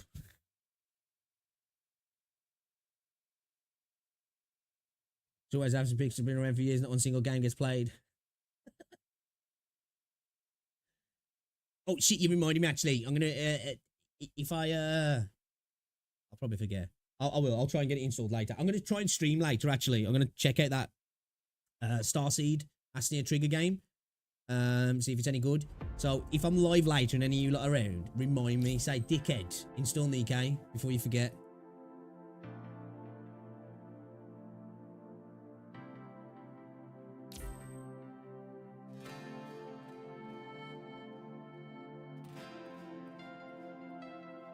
Tarkov zombies. What do you mean? You got zombie mode?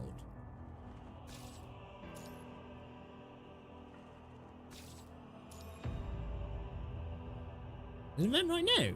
Is that? Dude, this picture's just too saucy, man. I know these are robot cheeks, but like, bro, you know? What you wouldn't do to swap with this little pig thing down here? No, I would. Nosferatu. Kamui Tenbrion. Tenebrion.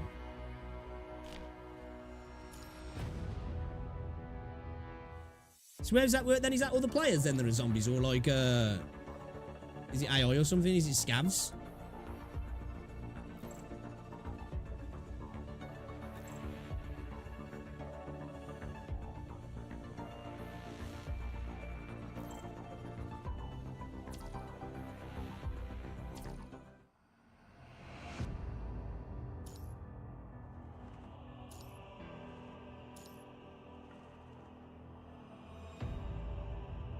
No data.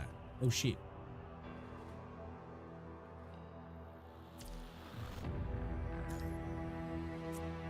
I'm checking the serum as well. They're over. Other than letting him run out.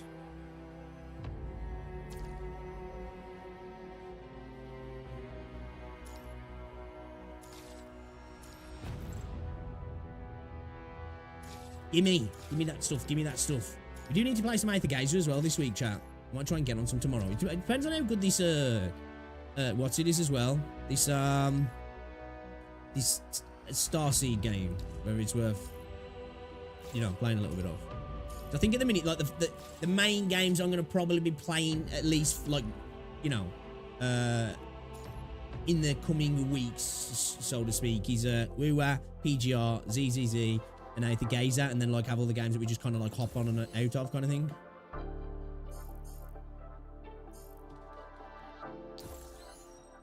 We got A. Can I do that? The roster's kind of shit. I don't know if I'll be able to.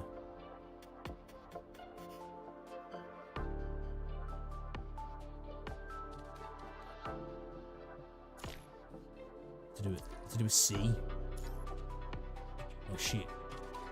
I can't do that. Oh, this one. I got a shovel. I got a shovel. Right, can I do you as well? Don't think I will be able to. Do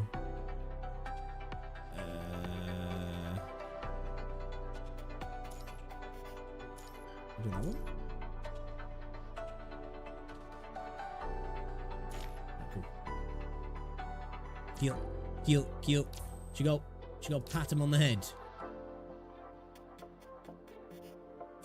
Yeah, I'm gonna do some more of the story first. I will do some of the. I'll probably do maybe some tomorrow. Do a bit of the story today.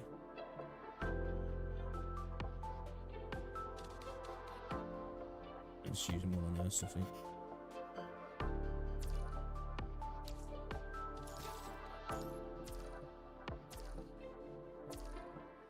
So I do want to try and get through the as much of the story as I can at the minute.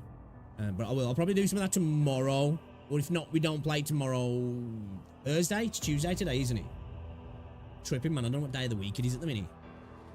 Yeah, so like this is who I'm running the minute. I'm running Crimson Weave, your boy, and Liv, because like, you know, Liv's the GOAT. Even though it's just a standard Liv Eclipse, she's still the GOAT though. I do want to start using Bianca though, man. I need to get Bianca built up a little bit because she's kind of fun to use actually, even though it's just the Bianca Zero.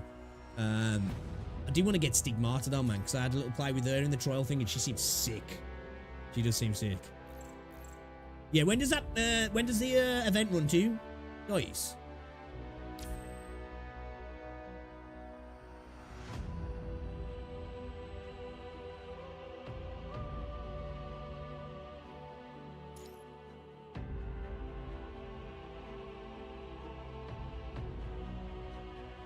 So no synergy. Yeah, nah, I got no synergy in my squads at the minute.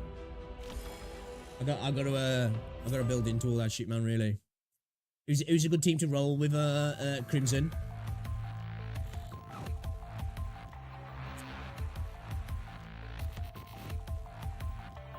If you don't have Elisa or Luminescence, Eclipse, SSS meta.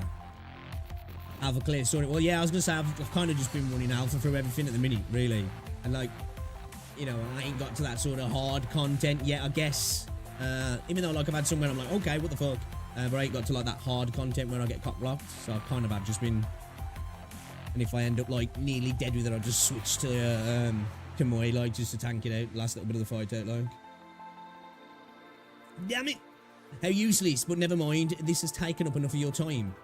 Staring at me with such eager eyes. What do you want? Revenge for your comrades? You'll pay for this. Oh, I'm so very scared. If only I didn't just happen to know the weakness of you all now. We got our new body as well, didn't we? For Lucia, which is kind of cool. Aha. Can you escape the control of the valve? Liv, take care of them. I'll finish the battle. Understood.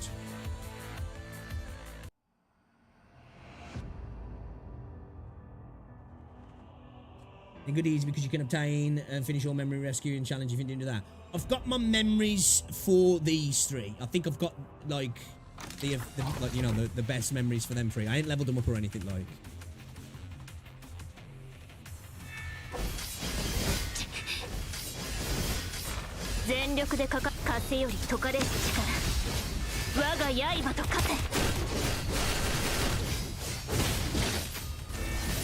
I like the good systems though, that system's kinda cool. One he just got bug like, bro. Kinda dope. Oh shit, Red. I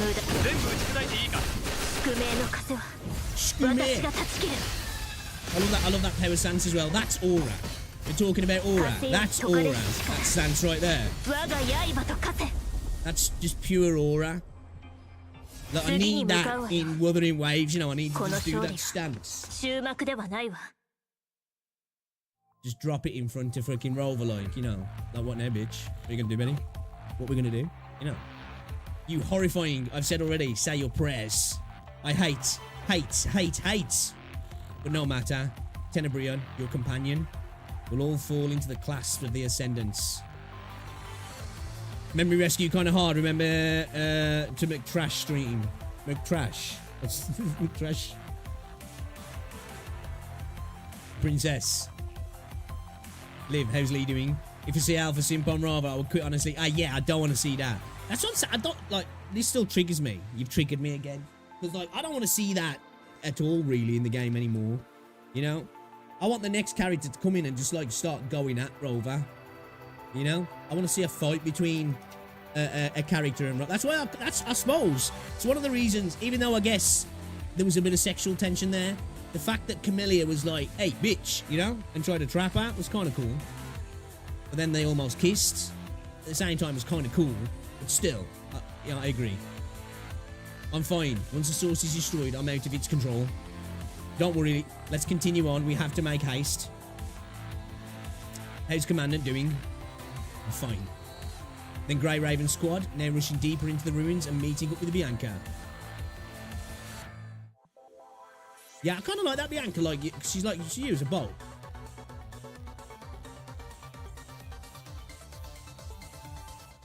Memory Rescue, you can do it very easy, in my opinion. CW is the best. Alpha Crimson Abyss Leap skills got a lot more aura. I just think she looks dope. I think that's what, obviously in the standard watch. Look, I don't like it when she's got like the leather. What are they called now? What is it that the cowboys wear? What are the things called? Whatever they're called. Looks better like that anyway. Please rather leave our robot waifus alone, right?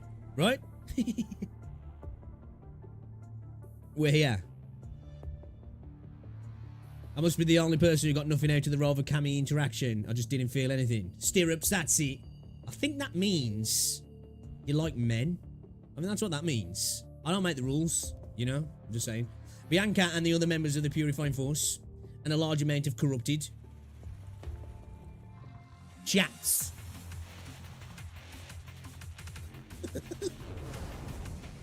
Yeah, she looks better like that. She's got legs for days, you know?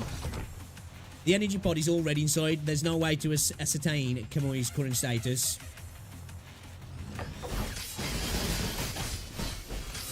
Now, I was simping. I was straight simping.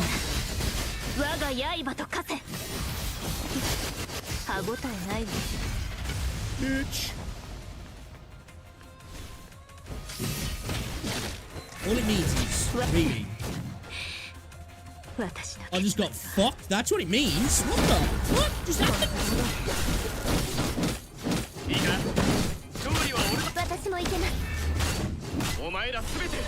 I took my eye off the screen for a second and she's dead.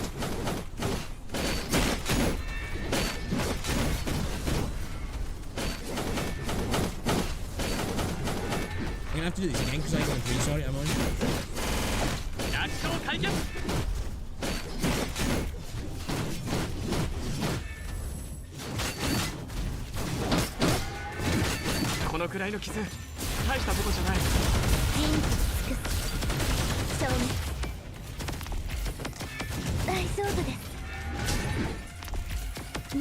I don't know where I died, man. I took my eye off the screen to reach out and then I was dead. You guys thought that's why. Finish him off with Leaf. Here's the goal.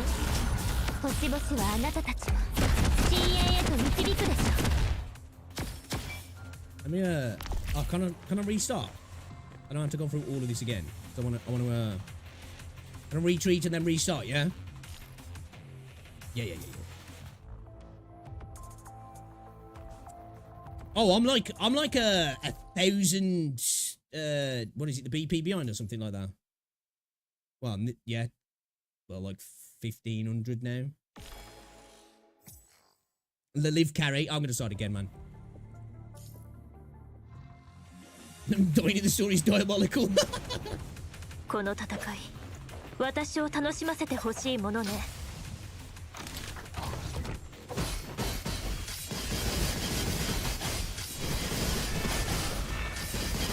全風より解かれる力、我が刃と化せ。聖書を歯ごたえないわ。宿命の風は私が断ち切る。Oh shit. Well, look, we're carried away there. Just a little bit.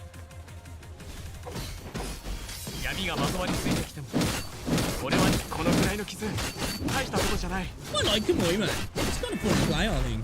いいか、お前ら全て What did he say? What did he say?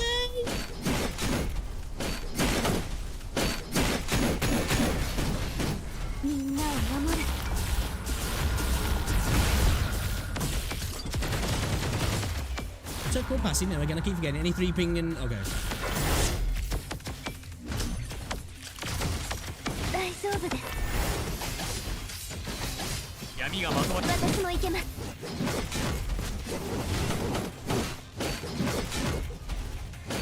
She's like whack-a-mole with Lee in it, really.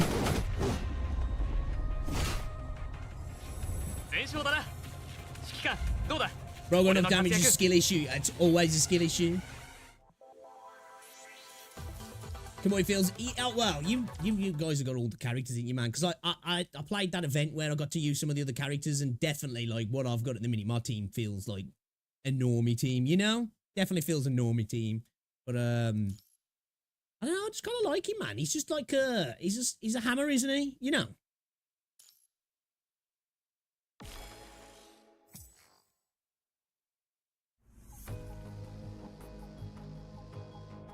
You arrived at the right moment. The surrounding corrupted are taking up part of the purifying force's attention. Where's Kamui? His signal has stopped right ahead inside the enclosed energy chamber.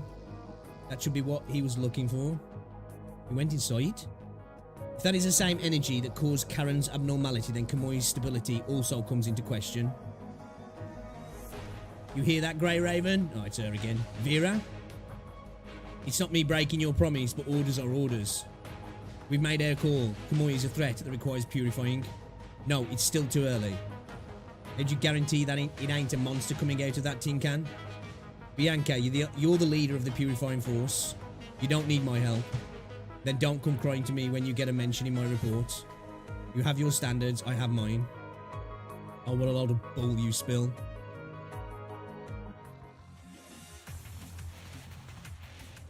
Yeah, man, that hat makes her look Russian. We were saying this the other day, man. She's a babushka, isn't she? You know? Her objective is to restrict the purifying force mobility and protect Kamui. Avoid their vitals. What that?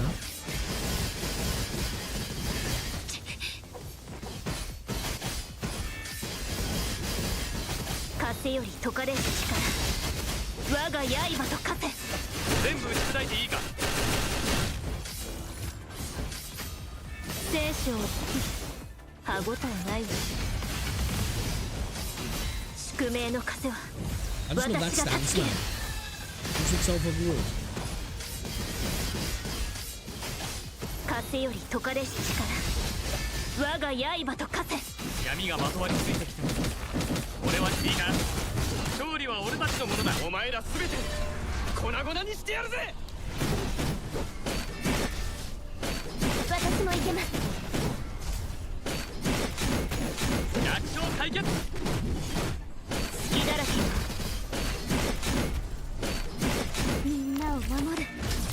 Is it me as well? Or is, like, some of the most satisfying sounds in the game Liv's attacks? Like, I think they just sound so good.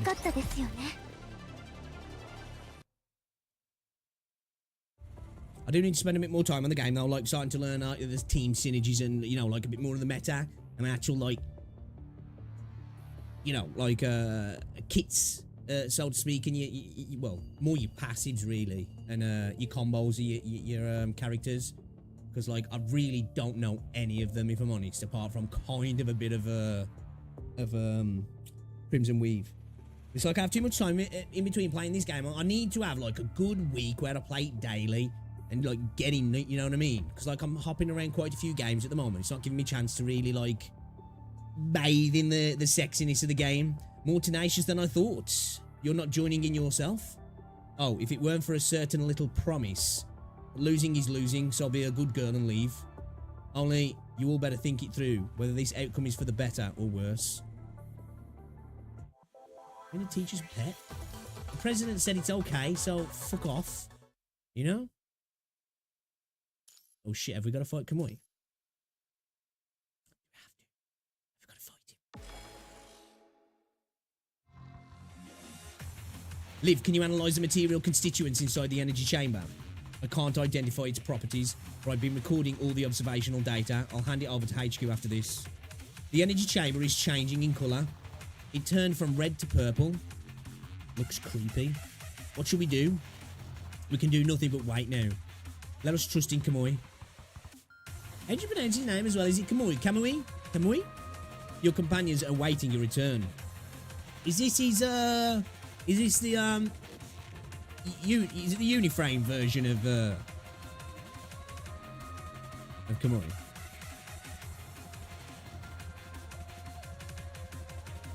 Big Bianca. That was a terrible Russian accent. Almost sounded Caribbean. Oh shit.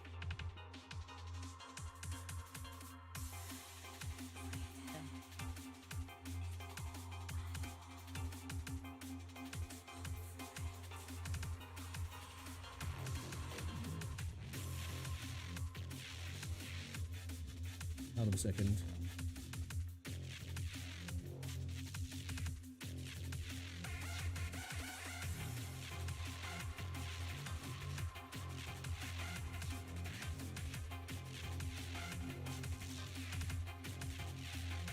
Injection.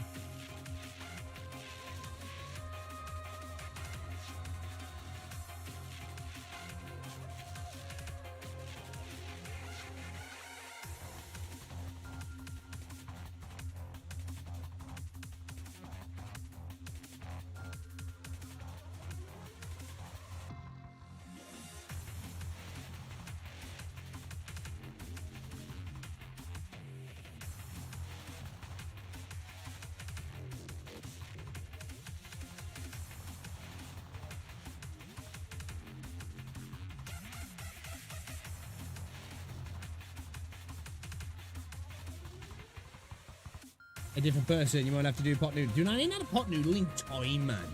I love a pot noodle, I do. But I do not know what you have been going through. Enough with the hogwash. At least my plan's complete. You're still so naive. Indeed, you have fended against the viral corruption with the power of Tembrion. But you can you really take all the credit? I thought it was like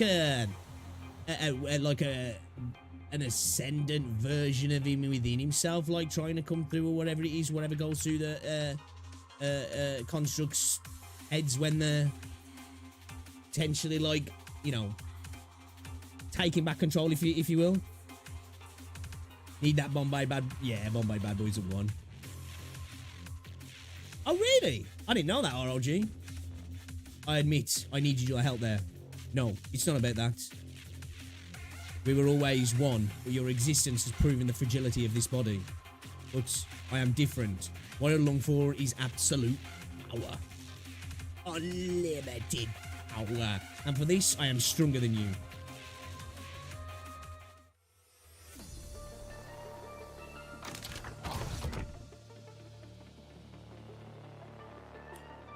He's mad. I don't surrender to anyone. Not you or the Tenebrion. I'm already mentally prepared. I'll just have to defeat you.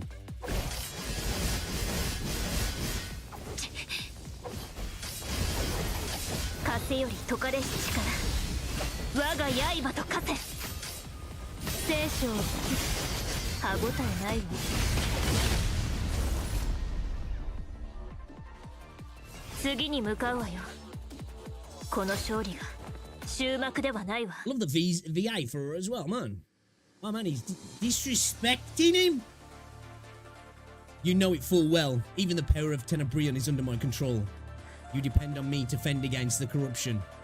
I am the only one fit for this body. No, you're wrong. I mean, I did it with my will and fought so from the beginning till now. That's how it was, how it is, and how it will be. I'll never be strayed by anything. I'll only follow my own will. I have not lost yet. Words do nothing. Look at you. Only absolute power can protect you all from that stands in your way. Hardest boss in the game. What's that for endgame? Yeah. I think his name is pronounced Camus.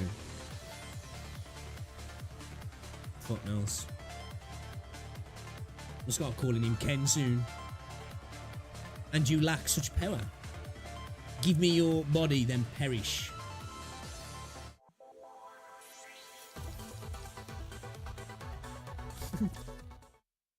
It's like Darth Vader. The dark side.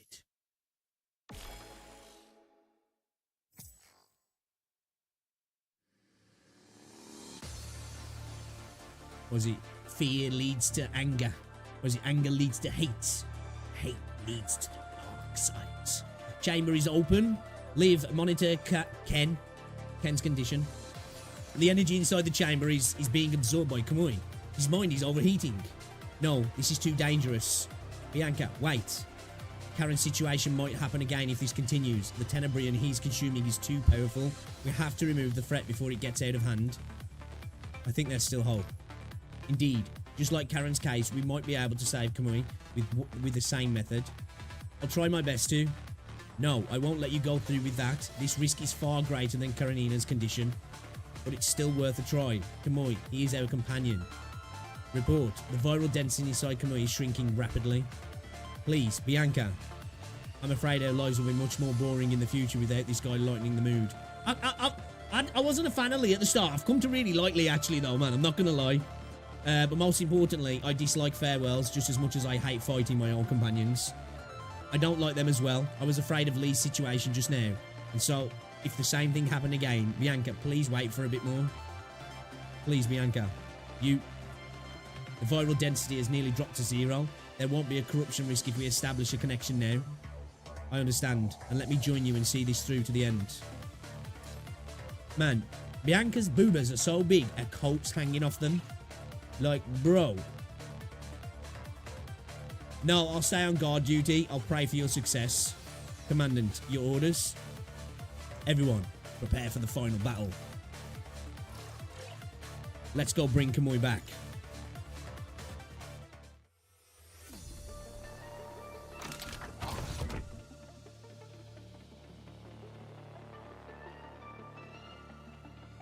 Your help is here, huh? Why are you... I said I'd help you. Fools, it will make your mind overheat. You'll be wide open to the punishing virus. Assuming you can beat us.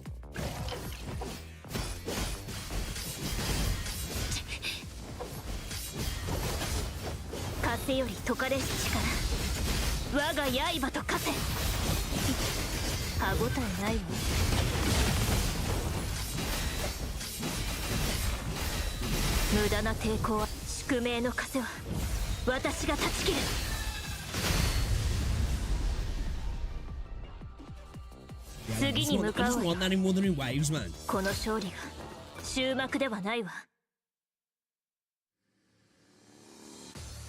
They go so far for you because you're wrong from the start.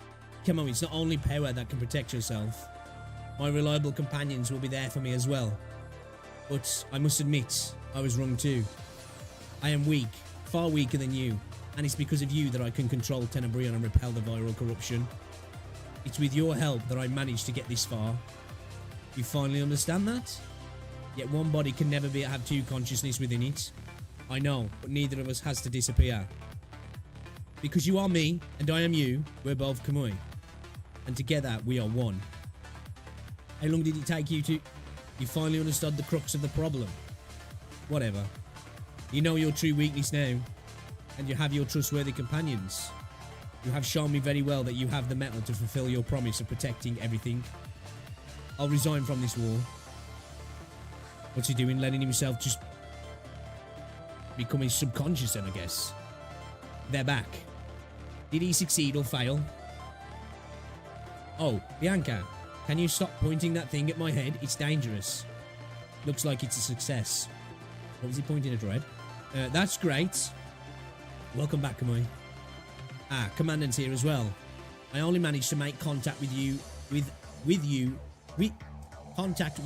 Commandant's guidance and Liv's assistance. Well, I don't understand the details, but I'm still thankful all the same. It's thanks to you all that I've managed to return. Words are hard right now. Let's leave the talk for later. We need to extract from here now. If we stay for too long, we might give the Ascendants a chance. No. Calm down. What's happening, Liv? I just received an emergency message. Babylonia is under attack. Oh, shit. Well, the Ascendants.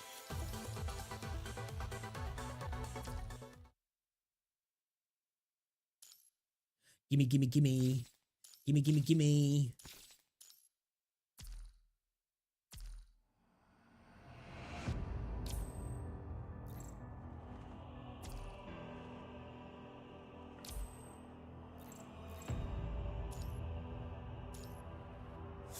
Check out Crimson Abyss leap skills. I'll have a look. I'll have a look in a bit. Invite who's in love with Liv, as I know, and more jail towards a commandment, and he's Liv was hating us. What's this? You want about Lee? Yeah. Yeah, I like him, man. Like, yeah, he's a cool character. It's one thing I'd like to see a little bit more in Wua, if I'm honest. I want to see some character development. I don't feel like we've got much, really, in the game so far. I'm just trying to think who's really got some decent character development in the game. I feel like Jinsey got a little bit, you know? I wouldn't say we really got it with Chang Li, you know, because it was more just of a flashback thing, really, wasn't it? I suppose you could argue it was. I don't really feel like we've got that yet in Wuwa.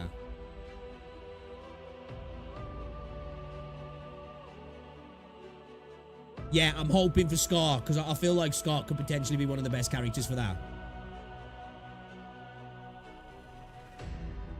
Frozen Darkness follows Chapter 18 lore, just saying. Right, okay. Yeah, I feel like Scar, he's got the potential to have some really good development. Like, you know, whether we learn more about whatever's going on and we figure out he's not really the bad guy, whether he becomes like an anti-hero, something like that. What do you guys reckon to the idea as well, that he's an unnatural resonator? He's an artificial resonator. He was created by the Fraxidus from the resonance and the rebel curve and potentially DNA of Geshu Lin. Because, you know, some people saying they think he might be Geshu because of the scar and all that sort of stuff. But it's like, I think that'd be kind of a cool idea that he was created, I think, from Geshu. He's Roland's son, true claim material.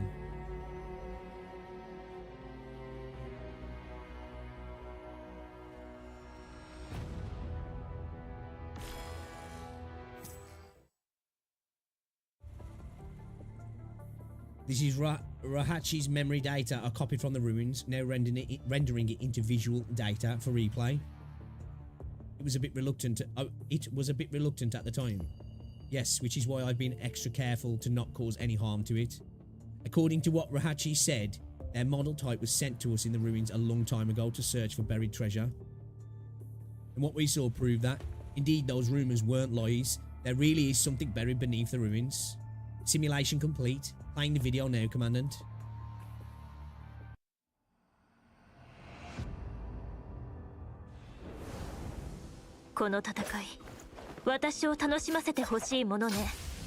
Yeah, I want to see like an actual proper villain, like, as well. I want to see like some dark character in the game. Whether that's like, I don't know, like, you know, somebody who's behind the scenes with Scar and Frovlova, or potentially Frovlova being like, you know, the badder of the two.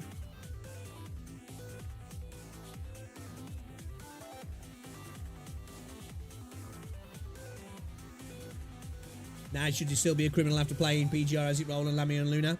Could do that. I could get down there. I just want to see like some development that like feels like, okay, that character's been on a journey now. The things that happen to them have developed them to, you know, change and come to some conclusions, and we just got to see a bit more out of them. The memory data video showed that Rahachi found some spark falling into the ruins, and he became very interested in it. He then traced all the way toward the spark's landing point. It seemed to have also activated some mechanism within the ruins. To further analyse the videos in this memory data, well, I'll be down for him to be evil though, because I do genuinely want to see some like you say, I want to. It doesn't have to be super fucking dark, you know, but like some like actual drive to be like, I want to kick the shit out of this character. You know what I mean? Like I want that sort of vibe in the game where I actually like, I'm like, you know what, I hate this character, but you like them at the same time because they're a good villain kind of thing. Because a good villain's always the most enjoyable character in a show or a game or a film, aren't they? They're usually the most interesting if they're done really well anyway. I will recreate the situation by video. Investigate the glowing ring.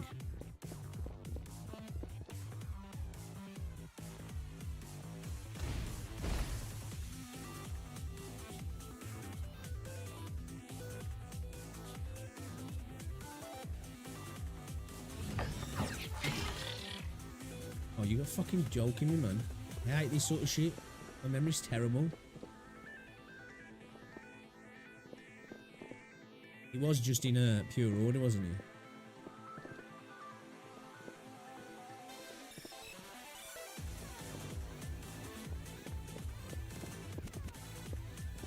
The memory is completely restored. Rahachi opened it. I missed it.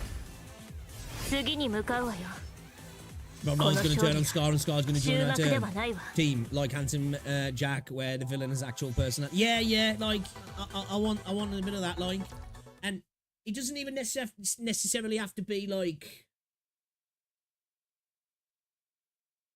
well, I don't know, it depends. I do want, like, you know, because like sometimes some villains are cool in the sense that you're like, you know what, I don't agree, and they're downright fucked, they're evil, but like the reasoning that started them on the path, you're like, you know, I could see a lot of people going down that path if that happened or they came against this. You can understand the motivations as well, because sometimes, like, if you're going to have evil, it does suck if it's just they're evil for the sake of being evil. You know, like Lord of the Rings is evil for the sake of being evil. You know, Morgoth and Sauron, they're basically the devil and his henchmen in a way, but they like that. You know, that's done so well that it's kind of like a biblical thing, so it you know, it works. Or if you're going to have an evil character, it's always better for them to have an actual, some sense of a realistic motivation other than they're just, well, he's just a bad guy who wants to kill people. You know what I mean? Because then they're just like kind of two-dimensional, aren't they? It's just like, well, they're evil for the sake of being evil.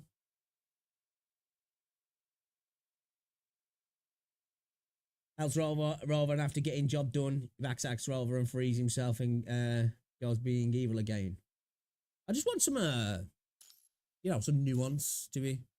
I'd like to see.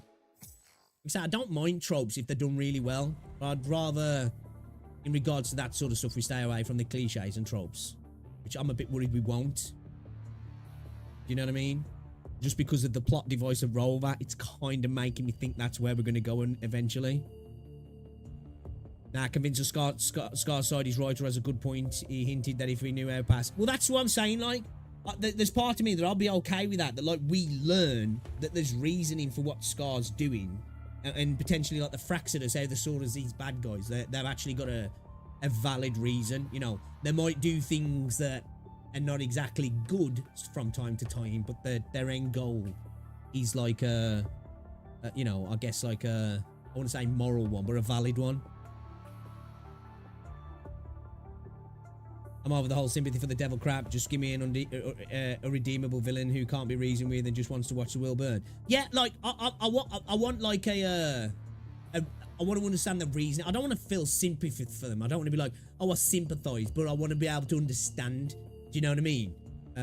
Like, I get it. I understand what he's doing there. It wouldn't be my vibe, but like they actually feel, I guess, like almost like not relatable, but realistic in a sense. They didn't just wake up and they're like, whoa, I'm a bad guy, I guess. Let's go. You know what I mean? Shiny commotion investigation. Efficiency requires improvement. The digging speed isn't enough. We bear the wishes of our master. You know, I know. Rover stole his bitch. I don't know, you know what I mean? Seems like that's the case, so why not get that? No, I'm joking, I don't want that. They are destroying. Peeping rat. Found out. A machine not connected to the Ascension network. Good. We need more workforce. I'll ask the master for permission to grant you access. Never. I have Sage Machina guidance. You don't have a choice in the matter.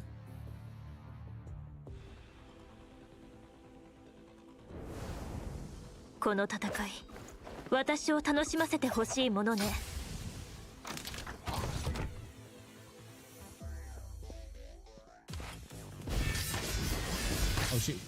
Okay, we're watching them. On its journey, Rahachi ran into the source of the spark and noise and got attacked by Roseblade. As expected, all the suddenly appeared constructs. As expected, all the suddenly appeared constructs were related to Ascendants. They were also after Tenebrion. That's this dickhead again. Commandant, I suggest we carefully study the combat data against Roseblade. It will benefit our subsequent operations.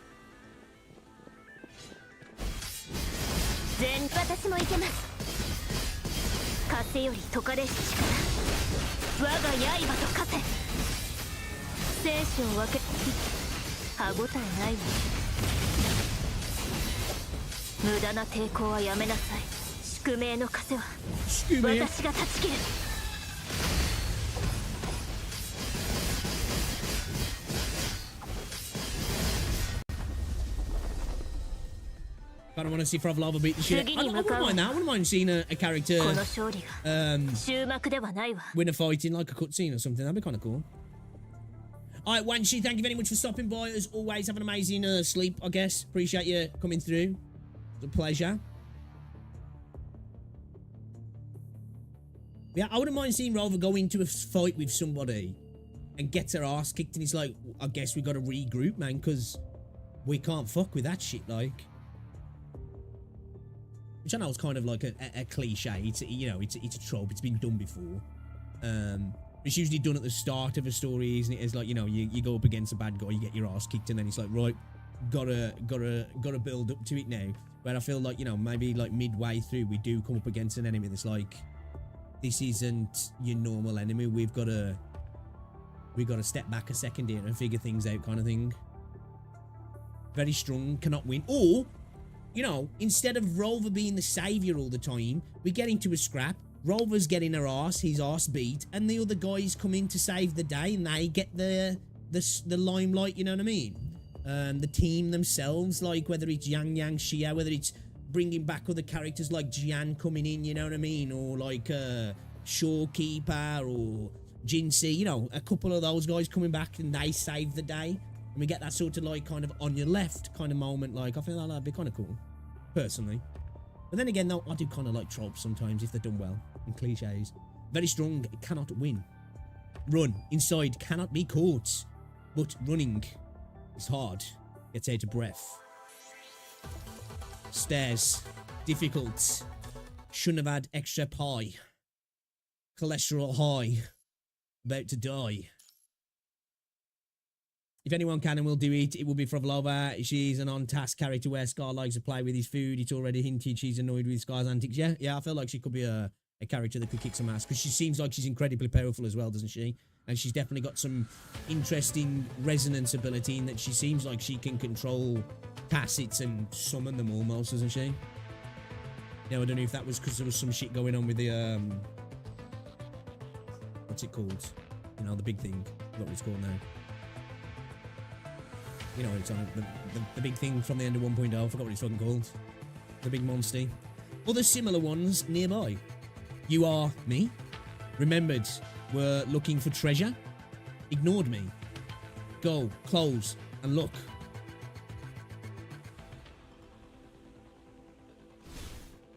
Hachi seems to have met similar looking machines. It thought that they were its own kind and went up to them, only to be met with a sudden assault.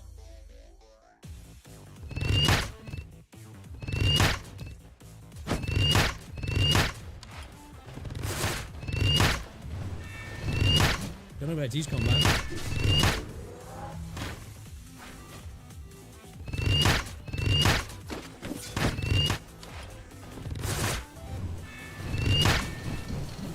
Sounds like Raken makes a Rosie.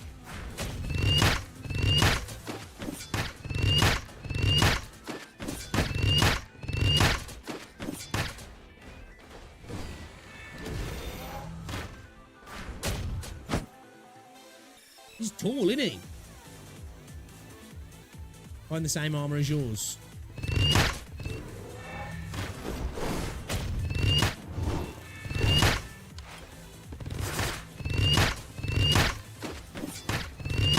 He's laborious.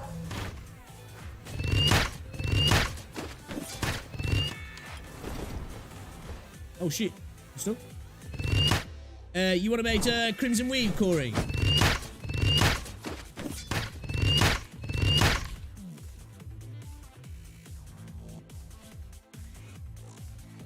Oh, shit.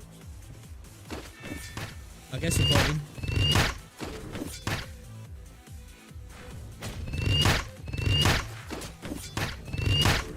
Yeah, she's fun. I like her.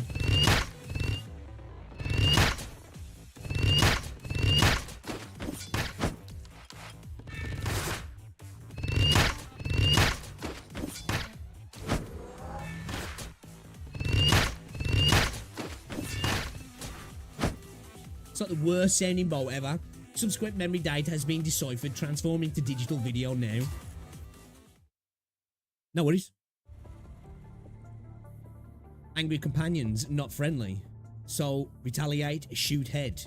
That's a good idea. Someone else, maybe I once more. Yeah. I agree. eloquently put, I must admit. You know, definitely a big, big agree.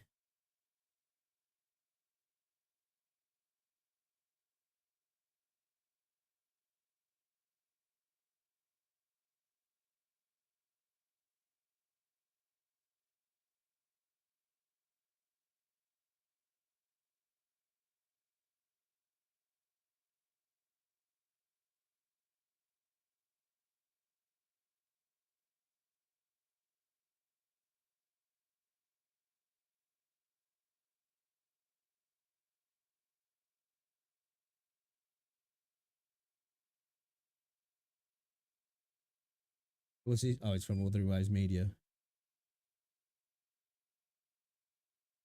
I thought Wuthering Waves made a post then.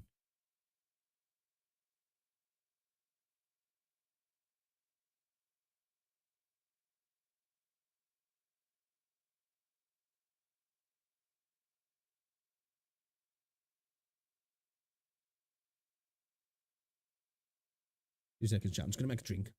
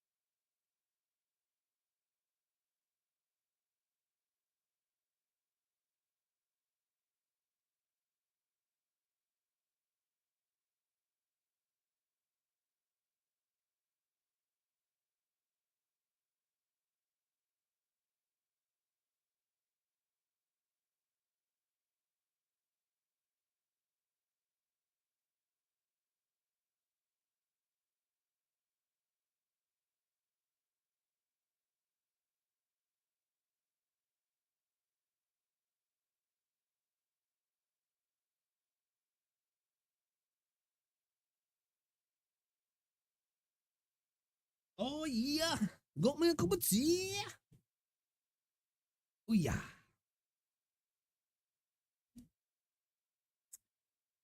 All right.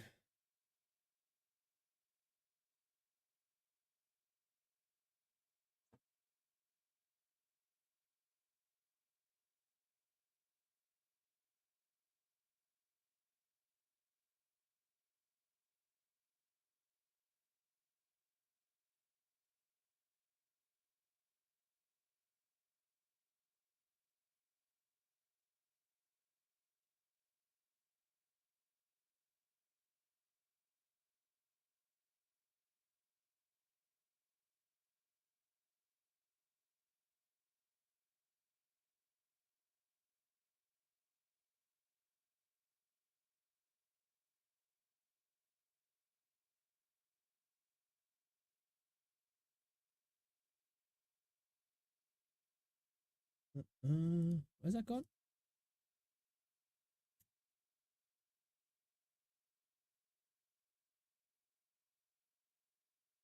Yeah, I do. If we get live again this evening, I do plan play some Starseed. If not, maybe we'll play some tomorrow. I don't know. Do we need to get back on Terra Fancy as well, man? Yo, Legion Wu was just still posting those fucking leaks in. He like, fuck it. Dude's like, I ain't doing it. It ain't stopping me. New leaks 2.0 character PS5 reveal date, release date. There ain't been nothing about the PS5 release date, has there?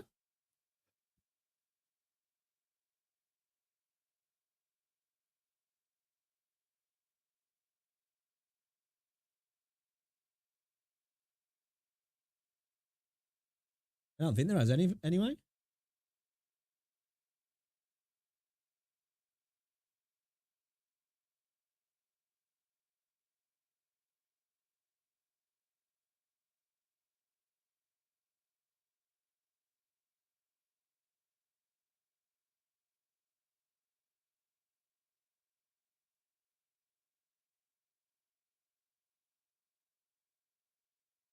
I don't know where he's getting that info from. Have any of you guys seen anything about it? I ain't seen shit about that.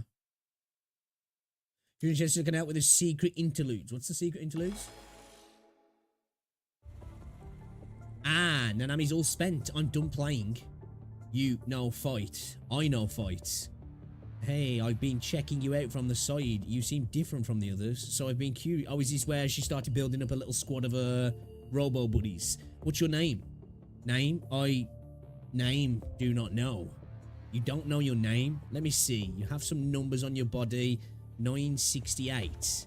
Then Nanami will call you Rahachi. Fits just around Nanami. Rahachi Nanami? Meanwhile, PGR, full CW pack for free. Character weapon Rezal, memory Corbin skills to make her SS, and it's the free version. Oh, the character's backstory stuff. Yeah. I don't think I've done any of them yet, actually. It's Rahachi. It means... Actually, I might have done one. I think. It means 6'8" and Dachi friend. Friend? Rahachi and Nanami are best friends now? Friend? Companion? I like. What are you doing here on yourself, Rahachi? I find treasure. Mural, Sage Machina. Guidance. Hey, Apple Pie, how's it going? You're finding something, then Nanami will help you find it. Bad guys up there. Nanami might hurt. Bad guys, then just yeet them all to space. Let's go. Yeet? That means to send them all into infinity and beyond. Infinity? Nice. Let's go. Let's go. Nanami can't wait to see the treasure. I love how Nanami talks in a third person.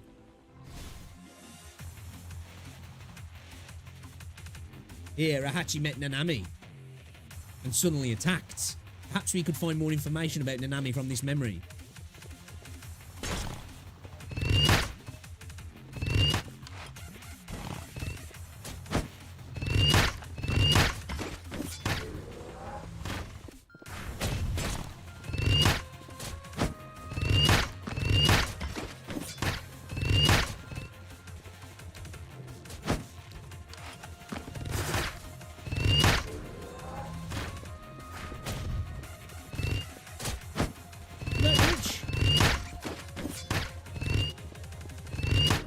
we do? Talk to her.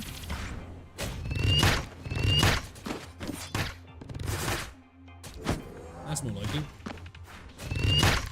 The battle didn't last long and the Nami seemed to have moved together with Rahachi for some time.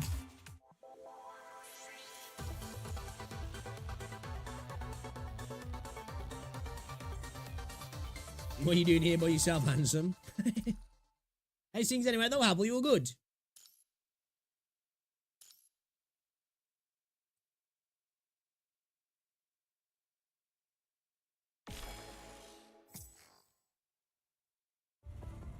Looks like Rahachi's awakening has something to do with that mysterious mural. I mentioned the term Sage Machina several times. If only we could find and research the actual mural. I'll continue the analysis, maybe we can find some important information. Commandant, I'll count on you to keep an eye out. Yes, Liv, whatever you say.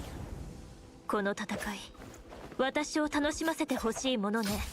Man, just imagine living with her as well, man. She'd be an awesome sustain character, I feel. I feel like she would. That's a good cup of tea. Lovely. Lovely.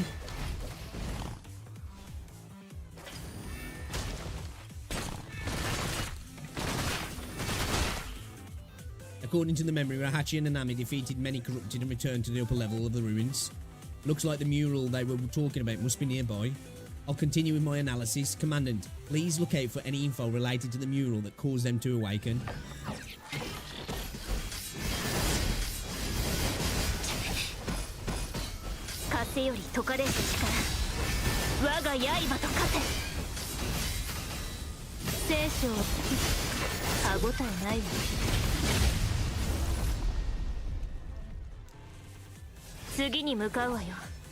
She's ridiculous. 終幕ではないわ。Schumacher.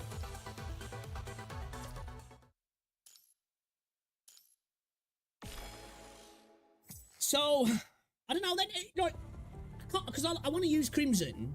Like, who do I run with Crimson then? Like, people saying your team's got no synergy. Who's the good synergy to run with? I need to learn, like, the meta and all that sort of shit I do in the synergy in the game. Because I really don't know any of that at the moment. Like, I'm just kind of, like, rolling through blindly, you know. I'm just hitting stuff basically at the moment. What the fuck is this? Not gonna watch the entire thing. Wuthering Waves console/desktop PC experience on Android, taking full advantage of desktop mode. I spelled experience wrong.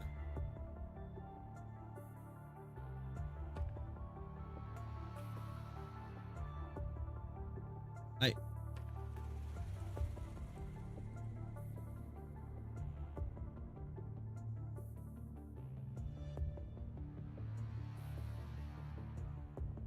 So wait, what's he doing here? And now, the main thing. So he's got a PC, why don't he just play it on PC?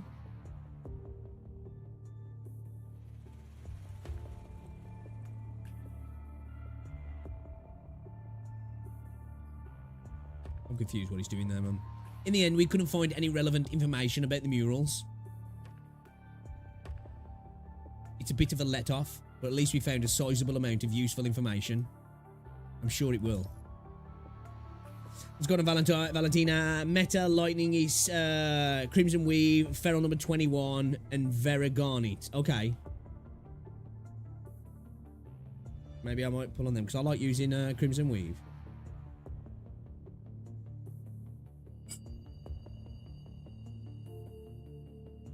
Thank you for that. This deciphered data will be uploaded and shared. Other squads might find the battle data inside useful. New player team, CW, Glory, Arclight, Shred, Liv, Lux, Electro, Buff/Heal, Meta, Vera, Garnet, Shred, number 21, Feral Buff. Right, alright. I'm gonna have to start looking into it. Like I say, this week, I'm gonna be bouncing around a little bit. I'm gonna be trying out Starseed as well. We're going to be playing some Wuthering Waves. We're going to be playing some Aether Gazer. We're probably going to hop on Terra Fantasy as well. And obviously, once the new patch for Wuthering Waves drops, there'll be a few days where we're specifically streaming Wuthering Waves for a few days. Depending on like how the events go as well, how long we're doing that day in, day out. And then I think I'm going to try and have like a week where we specifically focus on PGR so I can get through some of the content and really start to get like, you know, get to understanding the game a little bit more past the like the surface level that I'm at the moment. I hope this helps. Will do.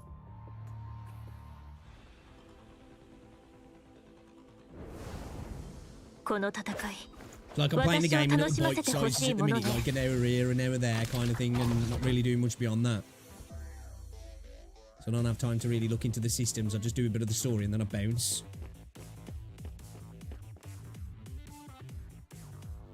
So the shred works by giving you a damage. Is it a damage buff? Or is it a debuff to the enemies now? If I can't remember. When an enemy star trail drops, CW gonna be a sub DPS in high investment and lead. When does she drop for global?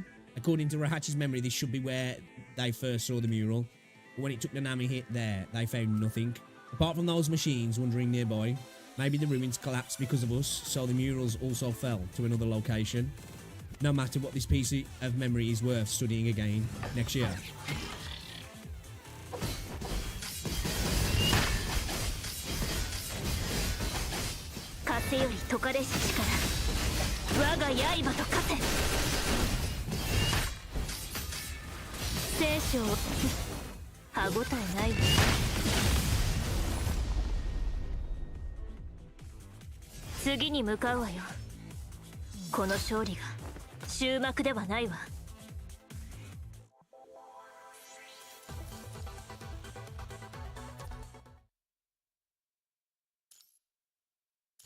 Give me that good stuff, please.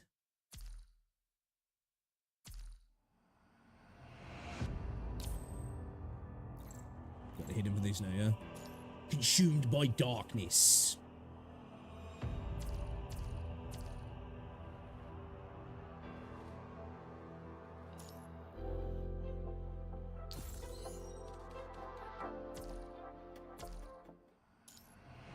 Don't even climb here from a guild. I ain't done shit in my guild because I'm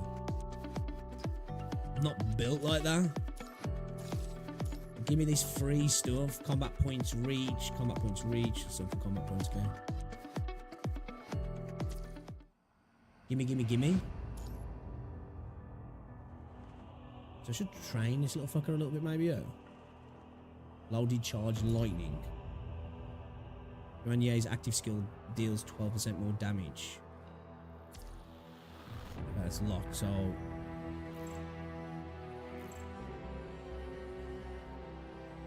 Integrated Cub experience. I've only got 4, haven't I?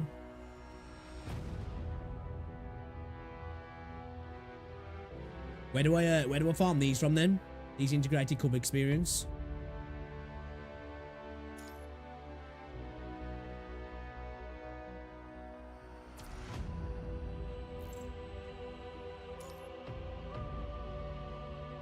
Getting a total of 6. Pinging yourself 6 basic single orders of Cub button will become available. Tapping it will make your Anya charge toward the target, dealing 50% lightning damage. If your Anya hits an enemy, it will knock the enemy again to deal 100% lightning damage and stun the enemy for 5 seconds.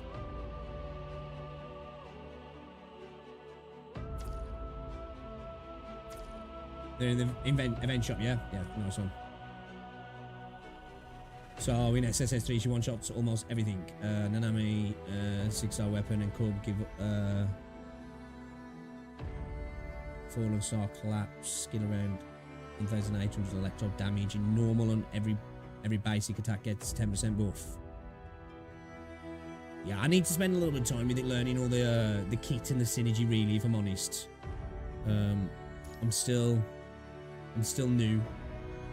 Well, I say I'm new, like, it doesn't look like I'm that new because I'm playing in such broken play times. Like, I'm playing a little bit here, a little bit there. I'm not giving myself time to really get into it, which we're going to do that.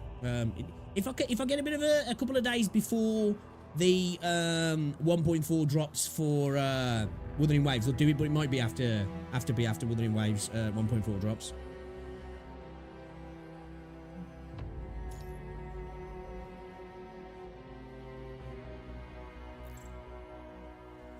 So maybe try and get her, yeah. Feral 21.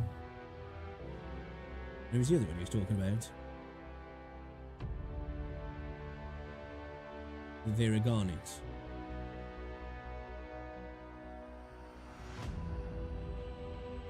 Yeah, that's what I need to do. I need, because like I'm just bouncing around at the moment. You know what I mean? Because like Wuthering Waves is like my main game.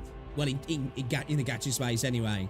And like I've been playing this, but I've only just got back into this again. I've been had a few weeks off. I'm like hopping in and out of Zenless Zone Zero. Well, I've just started playing Aether Gazer. We're gonna start playing Starseed Asnia as well. It's like I'm just hopping around at the minute, so it's like I ain't focusing too. Like obviously Wuthering Waves is my main game, so I'm all good there. But yeah, and I know ZZZ like, but this is still eludes me at the moment. Gen 3 characters also have affix. It mostly gives sub-element to characters. So Nanami also fire and available to give burning effect. Ah, okay. Yeah, I was gonna say, like, I was thinking about getting him, but it's like I just don't know if I've got like who would I use with the new Watanabe? Like out of who I've got like at the minute. I ain't really got a roster like. You know, I don't know who I'll be rocking, really.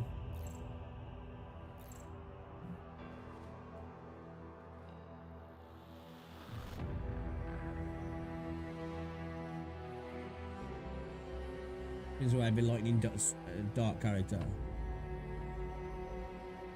Okay.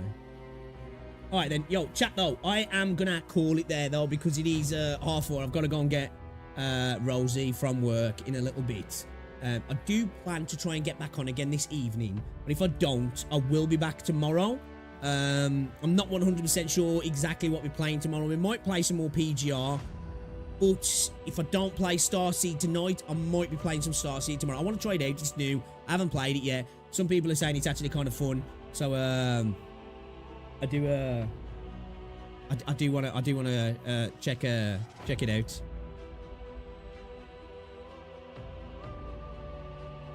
More based on your element, yeah? Okay. Yeah, so far I've gone through the story, like, don't get me wrong, because I'm paying attention to the stream, I've died, like, I had a character die here and there, because I'm chatting to you lot, but yeah, so far I haven't, like, found any difficulty spikes in the story, so, like, with Crimson at the minute, I'm able to just kind of, like, fly through stuff. Yeah, I do want to get to the point, so when we start getting to difficult content, I can actually start playing it properly. I do have a Discord, yeah? If you were ! Discord, it should give you a link. If Nightbot's... If Nightbot's not dead.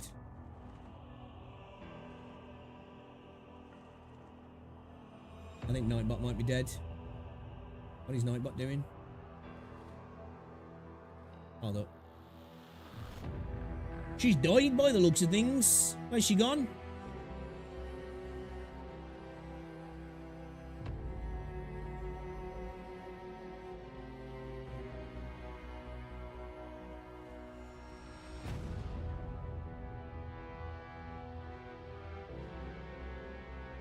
My phone's going off in another room. I don't know what's going on with hold up. I'll just get you a direct link at the mini.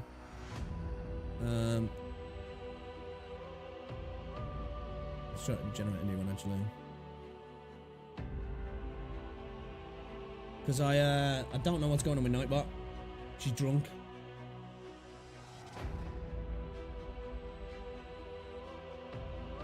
Yeah, hit that link up there because yeah, Nightbot's I don't know what the freaking hell he's doing. I need to resend it back to the chat.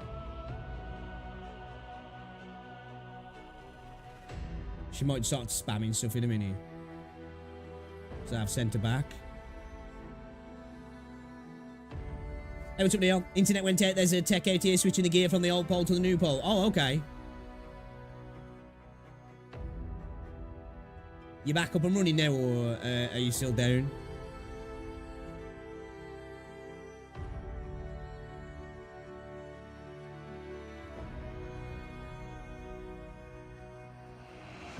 Oh yeah, guys, as well. It's an action roguelike. New video just went up on my channel as well. Check it out. It's my latest video. I've just linked in the chat as well. If you want to go and check it out, let me know what you think. Talking about Ved Recure. I think if you like something in terms of combat like PGI, you might like this. It's not a gacha game, but it looks really good. There's only 6 people working on it. It's an action roguelike RPG, but the combat looks actually really kind of cool. Definitely worth checking out. So I'll pop the link in the chat as well if you want to check that out. Running, I don't use my phone for media. Okay. All right then, guys. I'm going to go anyway because I'm going to go and get Rosie from work. So thank you very much for hanging out. Link in the chat. Check out the new video. Let me know what you think. Very much appreciate it. Got the hiccups. I'll see you all a bit later. I do plan to try and get on again tonight, but if I don't get back tonight, I'll see you tomorrow. Okay. More than likely, we're going to be checking out Starseed. So enjoy the rest of your day. Stay safe. Check out my new video. Let me know what you think. Drop a like on it. All that good stuff. It's much appreciated. I've got 2 videos up today, actually. Got to get the plug in there, haven't we? Got to get it in. And I will see you all later. Stay safe. All that good stuff, guys. All right? Get on.